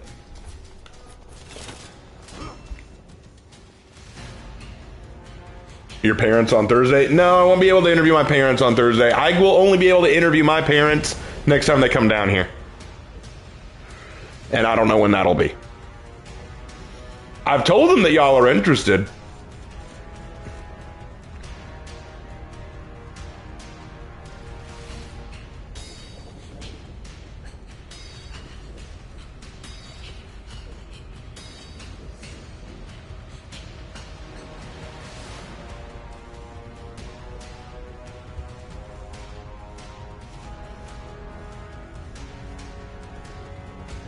What do I think of your American War? Looks good, man. Not quite as good as my American Lawbringer, but I mean, who's saying? What is the stream thumbnail? I guess you haven't been here, Nick. I mentioned it earlier. I am in a DnD campaign coming up. I finished designing my new character for it, and that's the design. That is the character design. She is a UNT light domain cleric.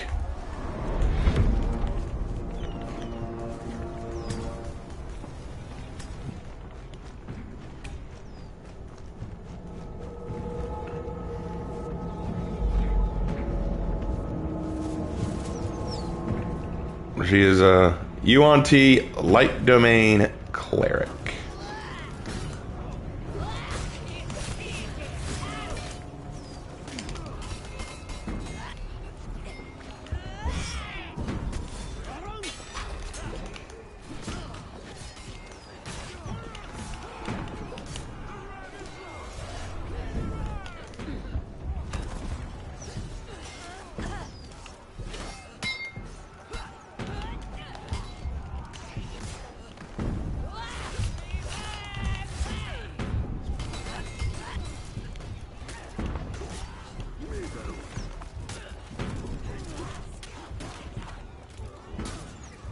Need to go heal badly.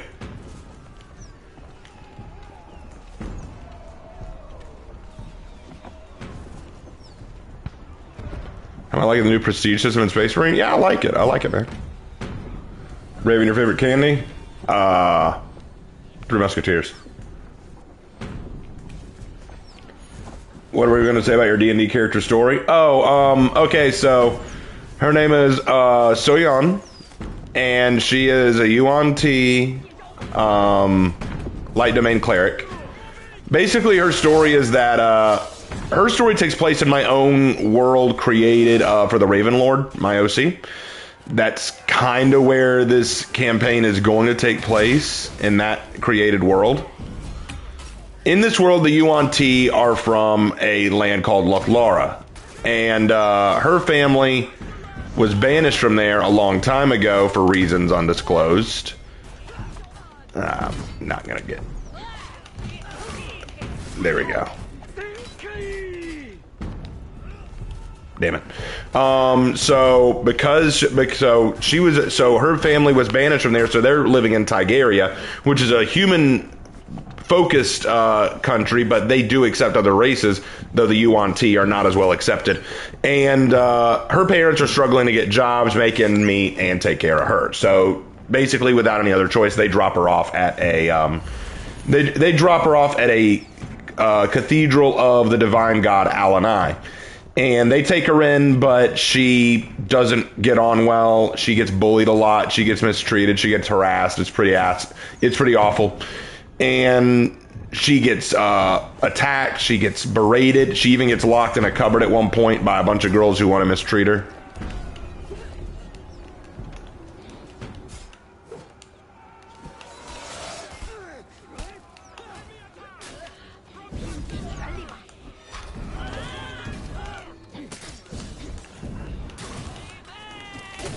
Hold on.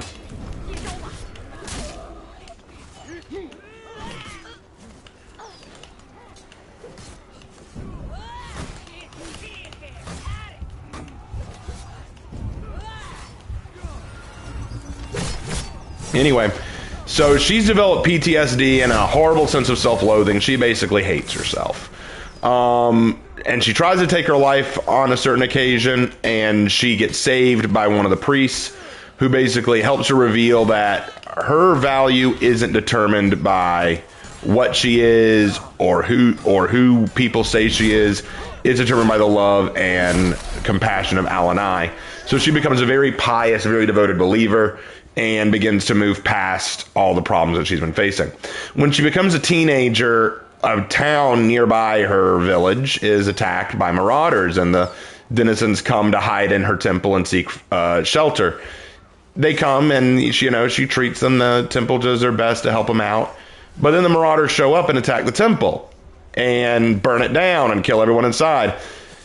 And Soyeon can't believe what she's seeing. She doesn't understand why it would happen. She thought that the love of Alanai was not just ordained to her temple, but to the whole world. But she has now realized that there is darkness in the world. There's a lot of evil there. And there are those who do not know the light and power of Alanai. And she's decided that if all this darkness exists in the world, she will be the light that this world needs. And so she has taken up the mantle of cleric, joined a holy order as a novitiate, and she is now going to fight the darkness wherever she can find it.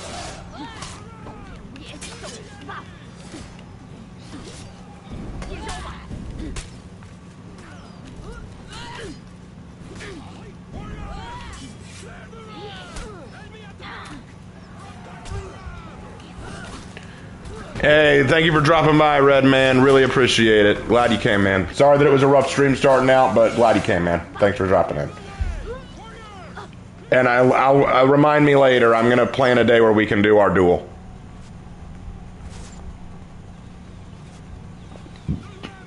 Raven, favorite Legion and chapter? Heretic and Loyalist don't matter. My favorite Legion is the Dark Angels, without question.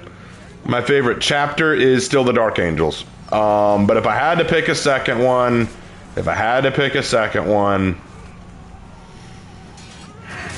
the Angels of Redemption. Or I just pick my own homebrew chapter, the Black Cobras.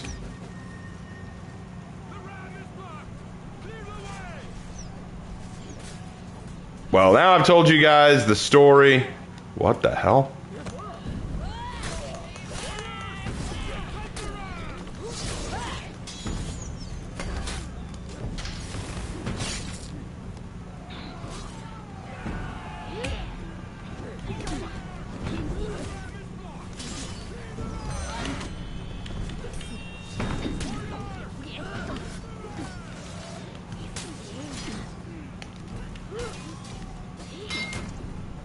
What about the White Scars, Raven? The White Scars technically count as a legion, and they were asking for a chapter besides the legions. So I was saying probably the. If you asked me for my second favorite legion, it'd be the White Scars. But if you were just asking for my favorite legion and non-legion specific chapter, those would be the ones I'd say.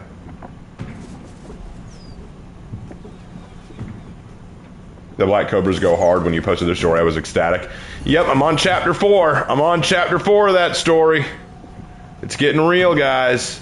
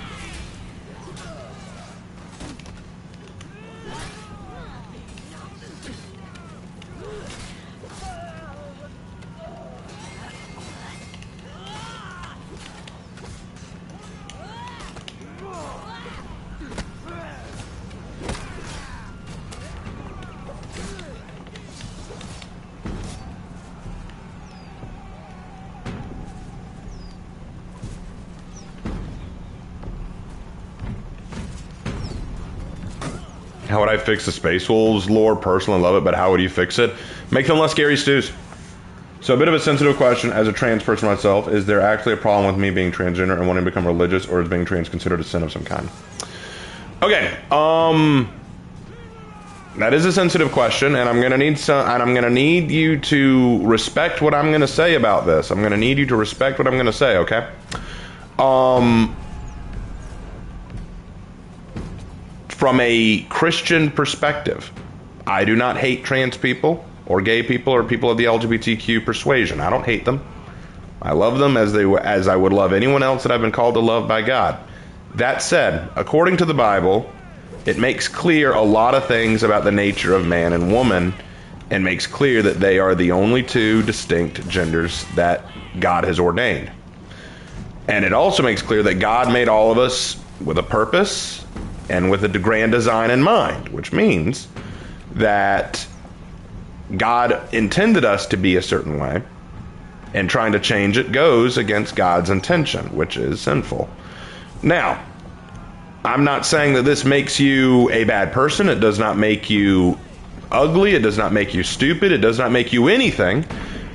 Because if I were to say, oh, this makes you a big bad sinner and you can never, do anything. No, because we're all sinners at the end of the day. That's the message of the gospel. We're all sinners, and that's the point. And I don't want people to take this and say, oh, Raven is transphobic. He hates trans people. That's not what I'm saying. I respect trans people. I got plenty of trans people in my community. It's fine. I'm not against that. I want trans people in my community because if they can hear the gospel and be saved, that is phenomenal. I'm happy for that. I'll never force it down your throat, but I will always have it ready to be heard. You know what I'm saying? So that is how I respond to that. Now, if you're asking, can I be religious and be trans? I mean, you can, but maybe not Christian. It wouldn't make a lot of sense because Christianity calls you to follow the will ordained by God. And being trans is not following that will. I'm sure there are other faiths that you could prescribe to, even if I don't consider them the true faith, but that's not my business. It's tough to talk about this because people always assume that I'm out to be the bad guy or, be hateful, and I'm really not. I'm just trying to explain this as best I can. I'm always willing to answer these kind of questions as long as I know that people aren't going to hate me for my answers. You will never hear me insult anyone for their sexual or identity preferences. I may not agree with it, but I will never insult it. Because that's low. That's low. And any Christian who has ever done that, I disagree with them vehemently. I get angry when I see them do that because here's the thing. What do you gain by insulting someone for their beliefs or for their stances? What do you gain from insulting them? What do you get from that? Do you think it's going to make them change their ways? Like, oh man, this person insulted me openly. Man, I guess I should change my ways. I guess they were right. No. It's going to do the exact opposite of what you want. It's going to turn them against it. It's going to make them not. You need to show them love. You need to show them tolerance. You need to show them, hey, I want you to be involved. I want you to discover the love and compassion of Jesus Christ. And there's a way to do it, It's hard. Like I said, it's a hard and difficult topic to talk about. And I'm not a priest. I'm no pope. I'm no pastor. I died. It's something that's been burning away with me for a while. Hey, Rosa, if you ever want to talk about faith or anything like that, I'm always open to chat about it. I really am. And I will never insult you. If you ever feel like, oh man, he's a Christian, he's going to hate me. I do not hate you. I don't hate anyone who's trans. The only people I don't like are the ones who look at me and just think I'm a bigot just because I'm a Christian, just because there are people who would look at you and think you're weird just because you're trans. Like I said, I don't agree with the lifestyle. I don't. But I will not hate you. It does not benefit me. It doesn't benefit you. It doesn't benefit God's kingdom. Why on earth would I show you hate? That was the best explained and most thought out Christian response I've ever heard given. Gonna have to save this video now. Thanks, Matt Munchkin. I'm a sinner every day. However, I do show support for others.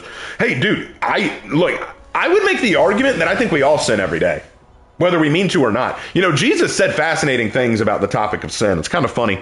If you look at the Sermon on the Mount, Jesus says some wild stuff. Like, for example, one thing he says is, you've heard it said, thou shalt not murder. But I tell you that if you've even held hatred for a brother in your heart, if you've told your brother fool, you're in danger of the fires of hell. You know what he was saying? He was saying, you people who walk around going, I've never killed anyone. I've never committed murder. I'm a good person. Have you? Here's the best way. This is the best way I've ever heard it put. I think it was Cliff Nietzsche who said this, but I love how he put it. Get this. You're going to love this.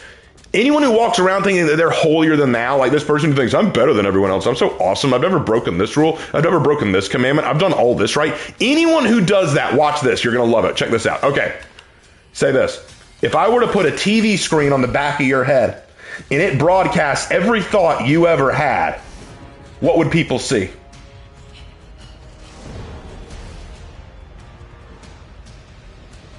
If I put a TV on the back of your head that could broadcast your thoughts every moment, what would people see? Would they still think you're a good person? See, Jesus wasn't just saying, no, like Jesus is saying, the commandments say not to murder. I tell you, even thinking about murdering someone, even thinking hate in your heart is sinful. He also said, you've heard it said, thou shalt not commit adultery. But I tell you, if you've even looked at a woman lustfully, you've committed adultery in your own heart. How many of you men out there have looked at a woman walking by and just thought to yourself, man, the things I do to her? That's thinking it in your mind. You might as well have done it. That's sinful. Jesus' teachings were strict, but they were meant to teach us better ways of the Lord. Spirit, here's the beautiful thing about it. Here's what I love about that. He wasn't trying to be strict. He was trying to reveal to us how much we needed forgiveness. How much we needed forgiveness. Because there were a lot of people who were saying, man, Jesus, I don't need your help. I followed the commandments every day of my life. I'm a great person. I'm a great person.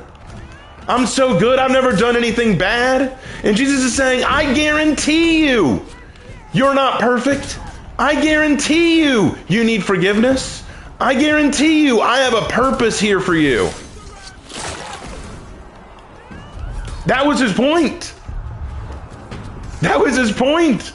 He's saying, this is how much you need forgiveness. Don't think, oh, I'm holier than thou. I'm better than you. I'm so good. I'm so awesome. Not one person is blameless. Not one. That's in Romans, baby. For all have sinned and fallen short of the glory of God. So I would never look at anyone from the LGBTQ group or someone like that and just say, you're such a sinner. You realize you're living a sinful life and you're going to hell. That has never converted a single person. No one has ever said, you know what, you're right. I'm coming to Jesus now. No one has ever done that. You want to know how you convert people to Jesus? I'll tell you the big secret. Here's the secret.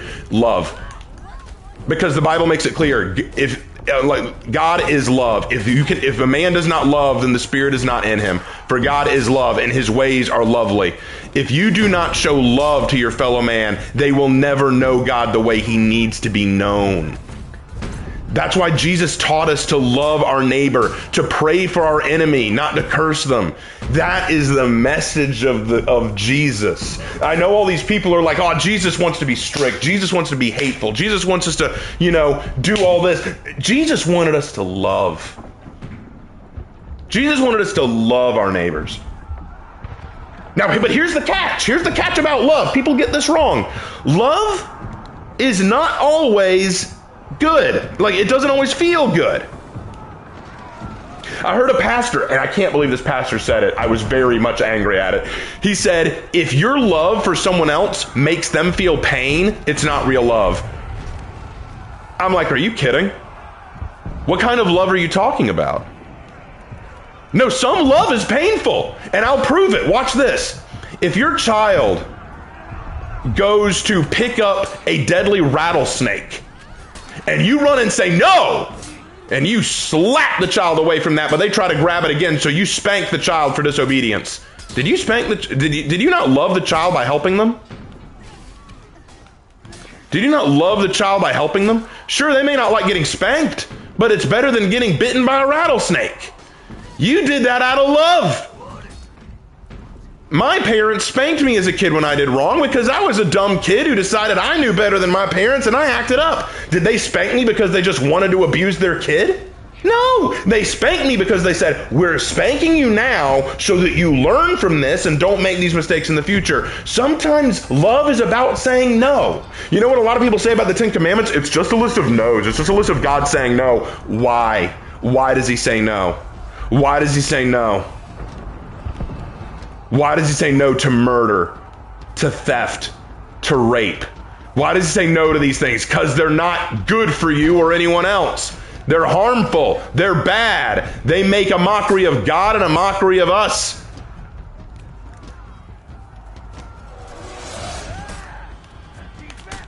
I should have parried that. I really should have. I can do this, though.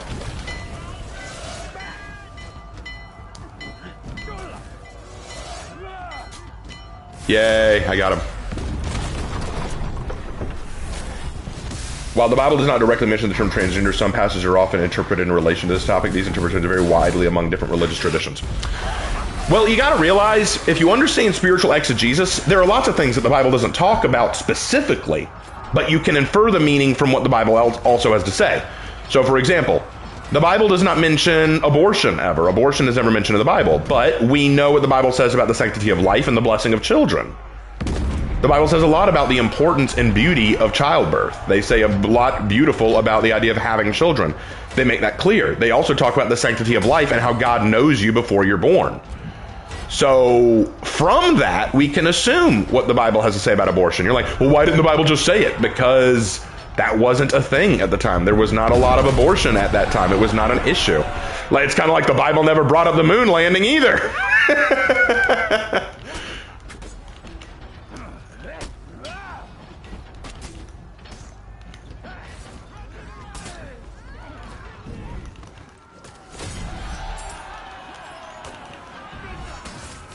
Anyway, but again, I want to make this clear. I'm not here to hurt anyone or to make anyone feel bad. That is not my goal.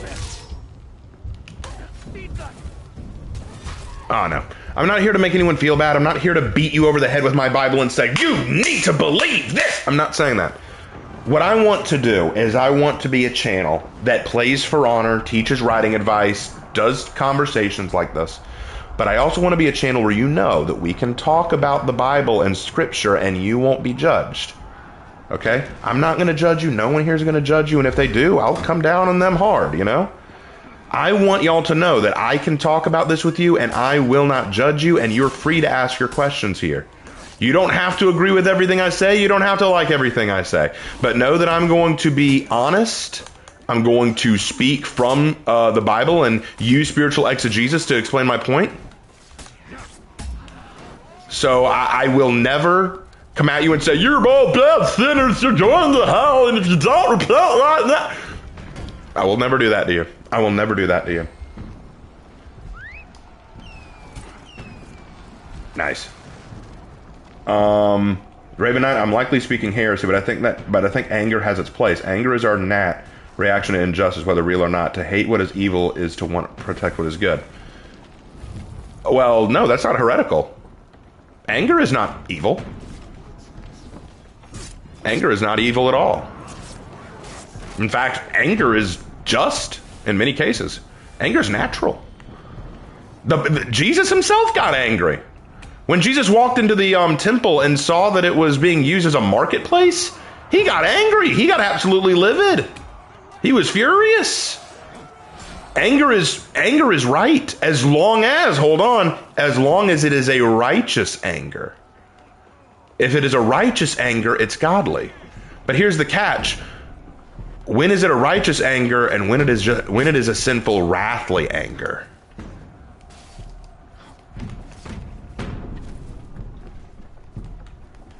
That's the catch. When is it a righteous anger? When is it a sinful, wrathly anger?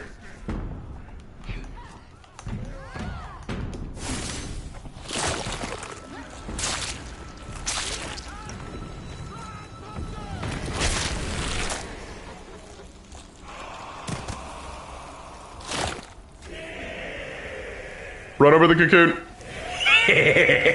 Anyway. Yeah, but people who say that anger is sinful, no. Jesus got angry. Job got angry. Elijah got angry. Paul got angry. Peter got angry. We're allowed to be angry. In fact, you know what? God would rather us be angry and be honest with him than pretend we're not angry. I'll tell you the truth. I've been mad at God. I've been mad at God. I have said, God, I'm going to be honest. I'm mad with you. I'm pretty mad right now. And God's like, I know. God knows our prayers before we even say them. That's James chapter 5. God knows what we're going to pray before we even pray it. He knows we're angry. Why even lie? What he doesn't want is for us to curse him. He doesn't want us to reject him out of anger. Be angry. Tell God, God, I'm angry at you. I'm angry at what's going on. I'm angry at all that's happening. I don't understand it, and it hurts. And God, I guarantee will say, I know it hurts. And I know you're angry. And I'm sorry you're angry. But know that I'm doing everything for your good. I'm doing everything by my will, and it will work out. It will work out. You may not understand how. You may not realize how, but it will. In fact, next Sunday, this coming Sunday, we're going to talk about that almost directly. We're going to be diving into more of Elijah's story. We're going to talk about waiting for God to work things out. Sometimes not always seeing it. Raven, what's the purpose of the Pope? It's a Catholic thing. The Pope is supposed to be the Catholic spiritual leader. Supposedly the vicar of Christ on earth. I don't believe that. I've never bought into that. So I don't buy into that personally. Hey, Raven Wolf Gaming. Hope you're doing well. Hope you're doing well. Well, wouldn't be defined by God's Ten Commandments, and if it was something Jesus would get angry at, that would be defined by godly anger and wrath of full anger, but also, like you said, example is Job. Yes, Job got angry at God. Job got angry at God. If you read the book of Job, especially after he gets sick, he lays it out at God. He lays it out. But he never curses God. Raven, what are your thoughts on the Netflix show Young Sheldon and their takes on Christianity? I've never watched Young Sheldon. I have no interest in watching Young Sheldon because I didn't like the Big Bang Theory, which it was spawned from. Like, there are far better things I could do with my time than watch that show, like watch grass grow.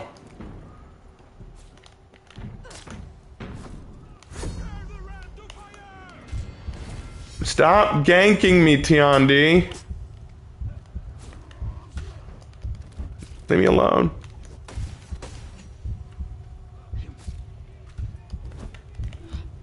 No. Sheldon says, got a photon? Got a photon?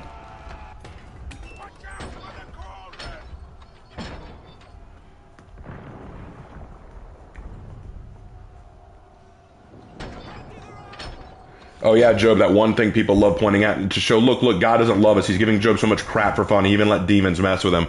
Okay, so many people misunderstand Job. My pastor did a whole series on the book of Job, and he wrote a book on the book of Job. Bro.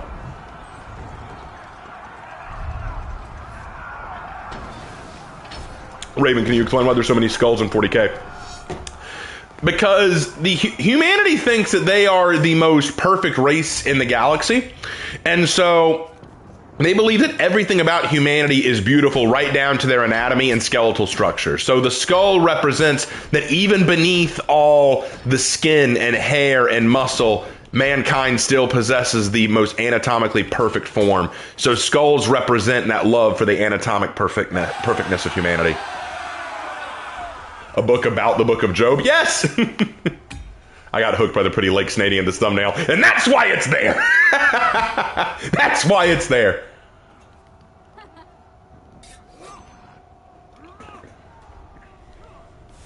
Sounds like the pastor did a bad Job.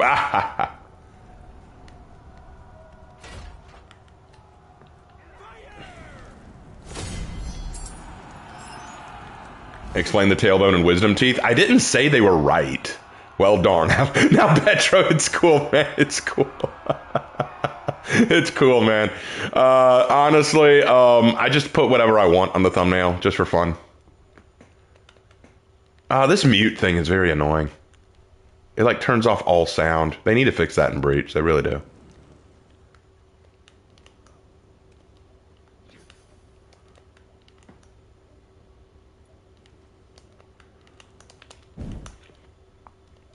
But yeah, so many people misunderstand Job. So many people do. I wouldn't say Netflix Castlevania is against Christianity. It's more the people that using institutional Christianity. I don't know what Netflix's Castlevania was trying to do with Christianity half the time. I really don't. At least you're not Solid Soul with the thumbnails driven. Yeah, I may put cool or cute stuff on there. I'll never put porn images, okay? I'll never do that. I have nothing against Solid Soul. He's fine. His thumbnails, I know some people are attracted to them. I found them a turnoff because I'm like, I can tell you commissioned someone to draw For Honor characters in pornographic poses, and I'm not here for that.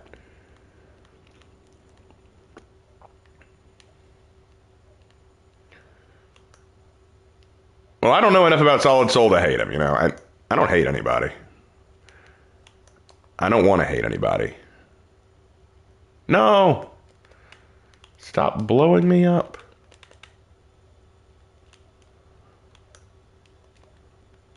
The box guy? Yeah, the box guy.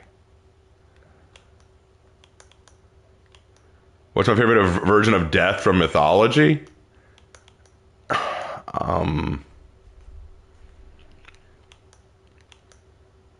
It depends.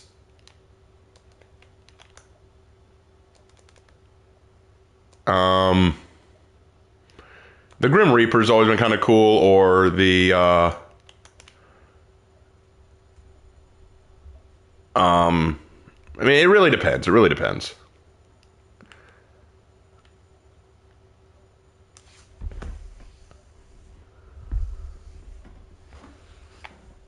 Raven, you're correct, but it's a bit more than that, given that Big E's visage upon the golden throne is that of a skeleton skull.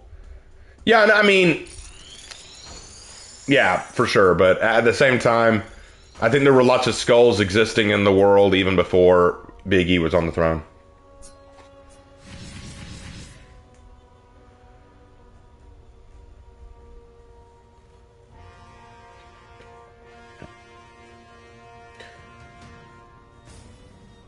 That, and also life just sucks sometimes, and that the world is so much bigger than you. The key is to make peace with that.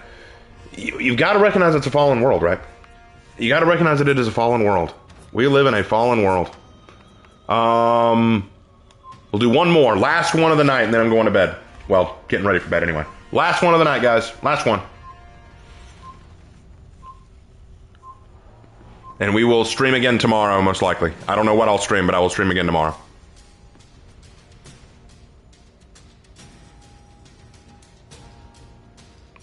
Where did Azrael, the angel of death, come from? That would be Hebrew and Orthodoxical Christianity, I believe. Don't quote me on that. I don't remember exactly. I haven't gone Wulin in a hot minute. Let's go, JJ.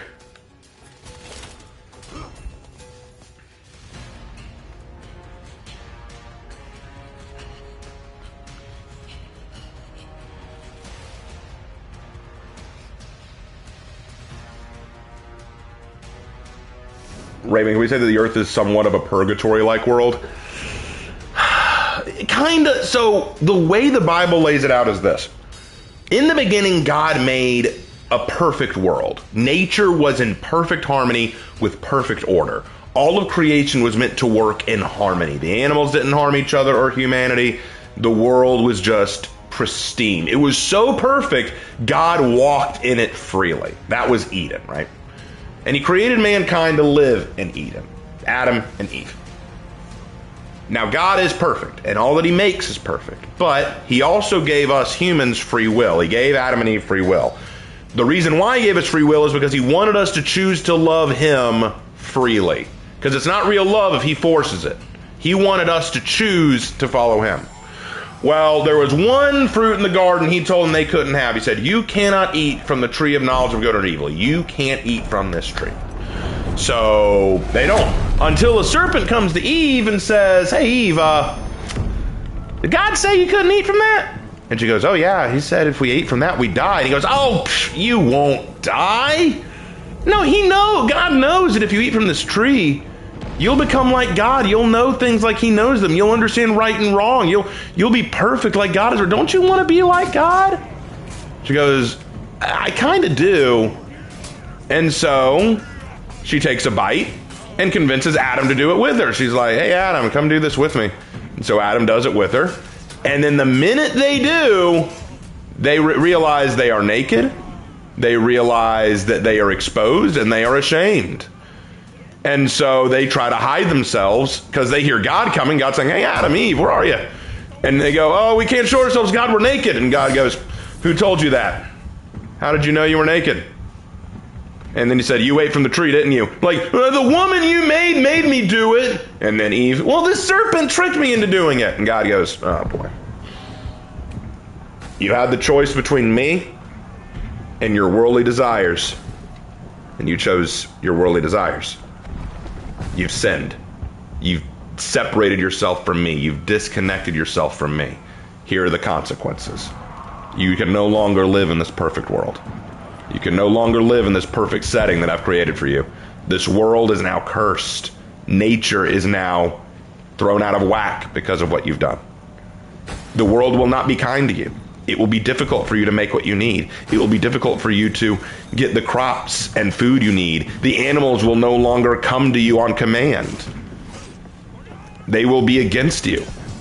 Nature will not side with you. It will be difficult in childbirth.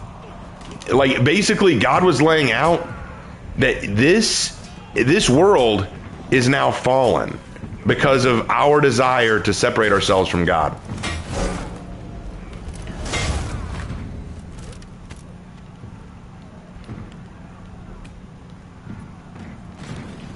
Now, the problem is, there's nothing we can do to fix it.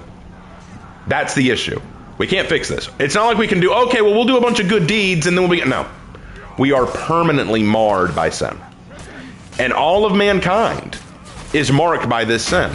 Because we're no different from Adam and Eve, guys. We like to think, oh, we wouldn't make that same mistake, but the thing is, Adam and Eve proved that given the choice, we will make that mistake. Given the choice between worldly desires and God, we will make that mistake. That's what was proven through Adam and Eve. They were created to be the perfect prototype of humanity, and they still sinned. What's to say that the next sinners won't do it? We are all just sinners waiting to happen. Okay, not Samuel. That's what the Bible teaches. So, because we can't reach God, God said, all right, you can't reach me. I will reach you. And so that's the message of Jesus. We can't get to God. There's nothing we can do to earn it.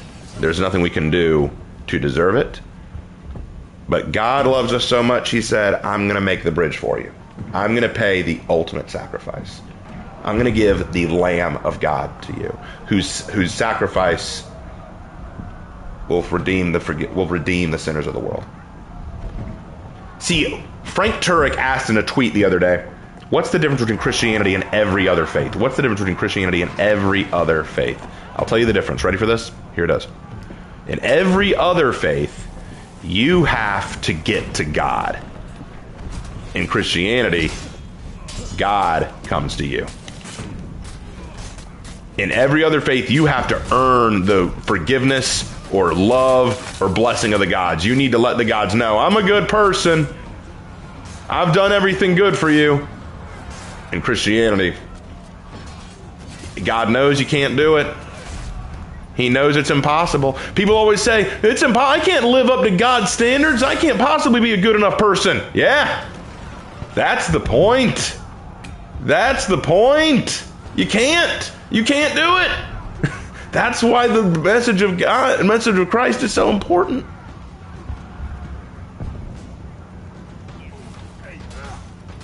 There are good snakes in the Bible. Oh yeah, actually there's some debate about whether or not the serpent in the garden was even a snake. Some say that it was a dragon or some kind of, they just call it a serpent. I don't know if it was actually a snake, but snakes aren't always talked about bad in the Bible. Like, for example, Jesus told his disciples, you must be as crafty as serpents, but innocent as doves.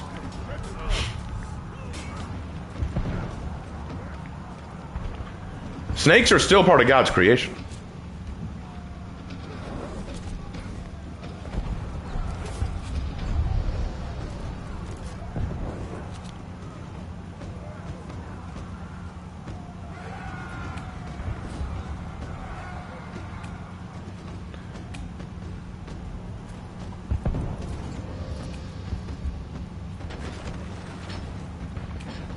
At least hell will have some good company. It's hard to have conversations with good company when you're going, ah, the whole time.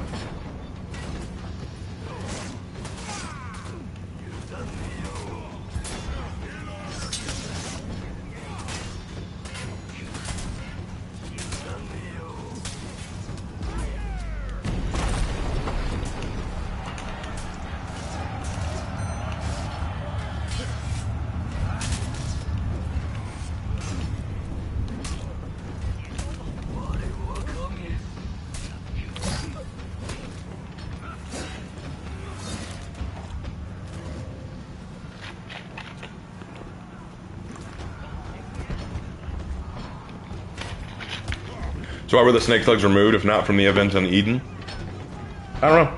Maybe it was a different kind of snake. I don't know. I don't know why. We're never given a lot of specifics on that.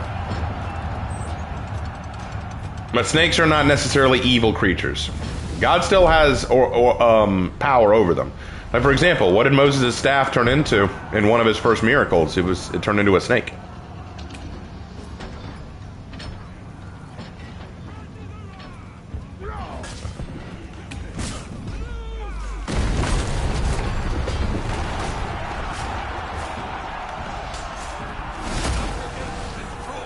Protect the inner gate. Crap. How'd they get through so easy?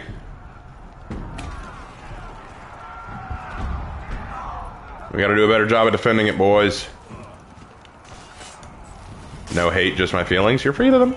You're free to your feelings. Won't hate you for them. But I'm responding.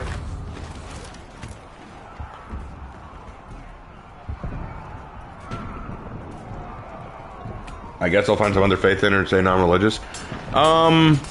So why do you think Christianity's depressing? Just curious. I mean, if you think it's depressing, you're free to. But I'd like to know why. Because I think Christianity is the most hopeful religion there is.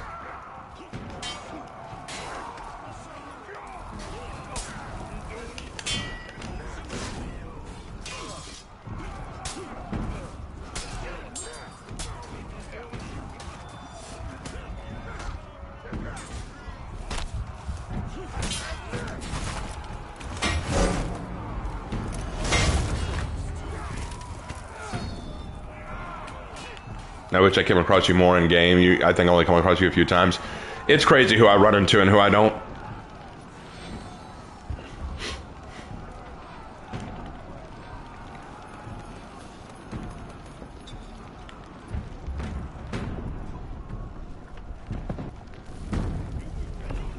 Mainly that we're all irredeemable evil beings. Even in Jesus died to repay for our sins, we still sin hugely.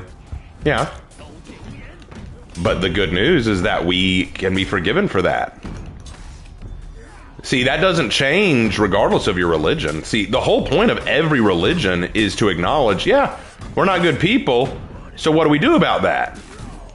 How do we interact with this evil world? There's a lot of bad in this world. Every religion will tell you that there's a lot of bad in this world, so how do we deal with that? Every religion will tell you, hey, here's how you deal with that.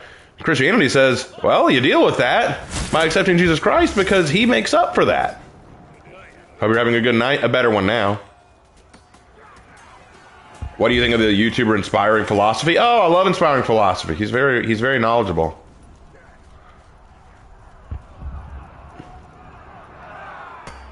Yeah, I saw you, little coconut. Wasn't the snake Lucifer in disguise? It was. Most people agree that was Lucifer in disguise.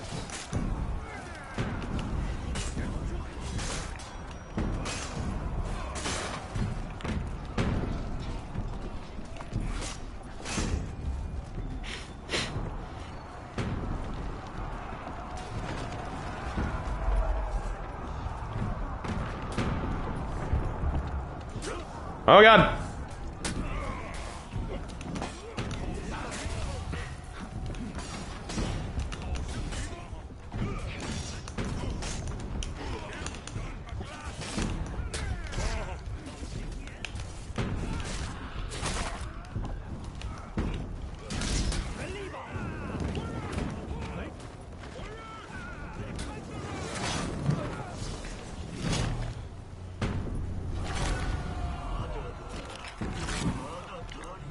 Being Christian guarantees nothing. You still should work to be the best person you can be.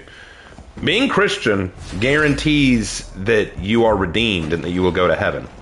But because we're saved, we should strive to be like God. See, that's what I would say to that, Sushi. By being saved in Jesus Christ, we strive to be like God. The famous James quote, a lot of people get this wrong. James says, faith without works is dead. Like, faith without works is dead. And people say, well, what does that mean? Does that mean that I have to do good works to be saved? No, what it means is if you're saved, you'll want to do good works. Salvation and faith create the desire to do work. And that's what that means.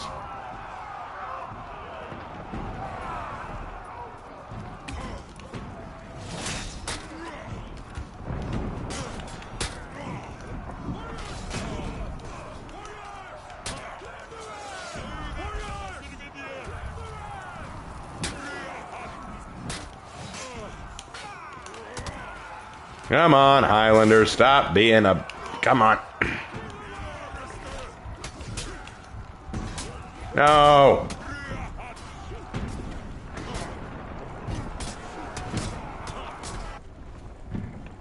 There were great warriors in the Bible. Look at King David. Yeah, David was a man after God's own heart, and he was a warrior.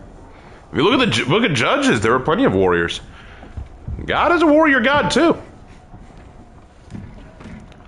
So many things people misunderstand about the Bible and the Scripture. So many things people misunderstand. And I don't blame a lot of people. It's something that a lot of pop culture refuses to touch on. You know, pop culture really does the faith dirty a lot, which is why I want to help people understand. If a person was named Morning Star, does it anything of importance? What? Morning Star. I've never heard anyone named Morning Star. Why do you bring that up? Have you met someone named Morning Star?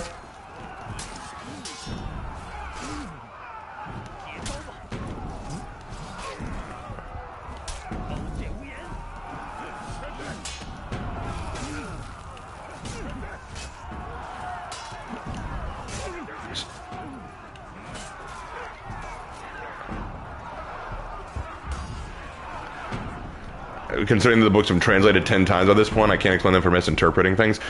The problem is, any book, no matter how many times it's been translated, any book will be misinterpreted to suit what people want. That's one of the problems. People will search the Bible for things they want and miss the point that's around it. So I don't think the translation issue isn't an issue. I think people just want to interpret what they want. Anyway.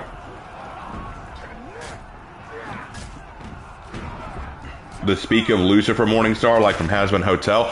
Oh, it's a Has Been Hotel reference. Okay, well, the reason for that is because Lucifer's name literally translates to brilliant light. And so Morningstar is probably in reference to that translation. That's probably why. It doesn't matter. Because if you think about it, Lucas is a shortened form of Lucifer. Or Lucius, or Luke. Those are all shortened forms of Lucas or Lucifer. They mean the same thing, brilliant light, or true light, so I wouldn't even worry about it. Like, I've never met anyone named Morningstar. I've met a few people named Luke or Lucas. I don't think there's anything wrong with it. Ecclesiastes 21:6 says, Raven, please play the game I want you to play. I haven't read that verse of Ecclesiastes. As a Christian myself, how can I justify being a fan of Warhammer 40K to my family and other Christians? You know it's not real? I mean, my family enjoyed watching the Harry Potter films together, and it's got wizardry and stuff in it, but we know it's not real. We know it's not real wizardry, and it's not encouraging us to be real wizards. We enjoyed Star Wars. We enjoyed Indiana Jones. We enjoyed all kinds of stuff. The thing you've got to recognize is that there's a difference between all that stuff and, you know, what's true and what's not true, you know? Like, that's the thing I've had to tell a lot of people, you know? Like, Christianity is about what's true, but movies and TV shows and games, they're not real. Like you just gotta, if you gotta be like, this isn't real. It's not actual magic. It's not real. I don't believe it's real. I'm not following it. I'm not worshiping any of this. It's just a fun little hobby that I enjoy. And Lord of the Rings and anime? Yeah, well, my parents don't really like anime all that much, although I got my dad to watch a little anime, which I never thought would happen. I never thought that would happen. But he did.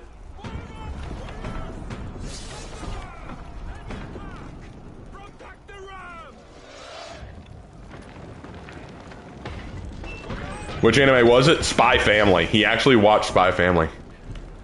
I'm a Christian, and yeah, he watched Spy Family.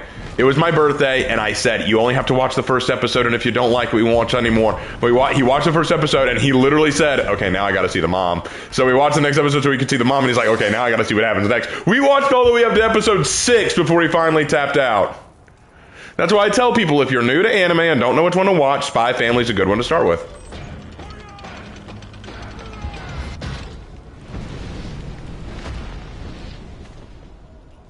Oh, Aaron, you're going to bed? Okay. Well, All right, man. We'll talk later. I'm sure. And if we don't, you've been a good friend.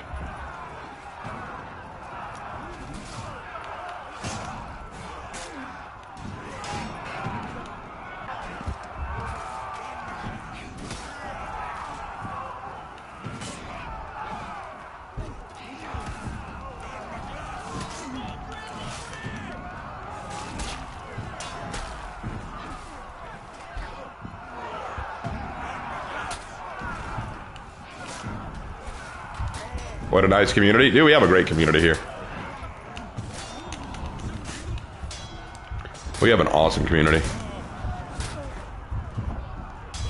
In fact, one of my friends from Longhorns might be in here tonight. I don't know if he's here. He may not be chatting, but he said that he'd try to be here.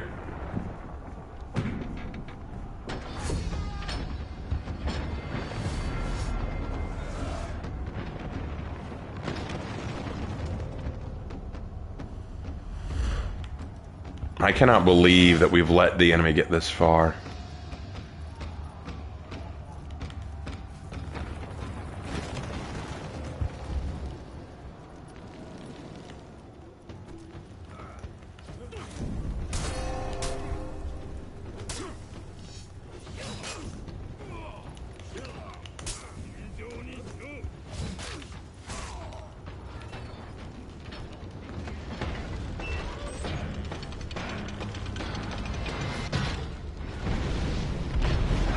How many matches have we lost so far?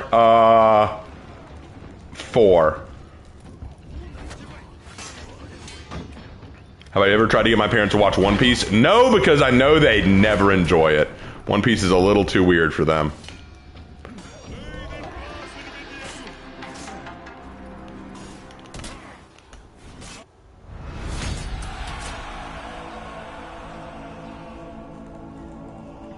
So I've been learning more about Warhammer, and previously mentioned I learned about the Mechanicus, but not much else. Can you explain what exactly they are? The Mechanicus?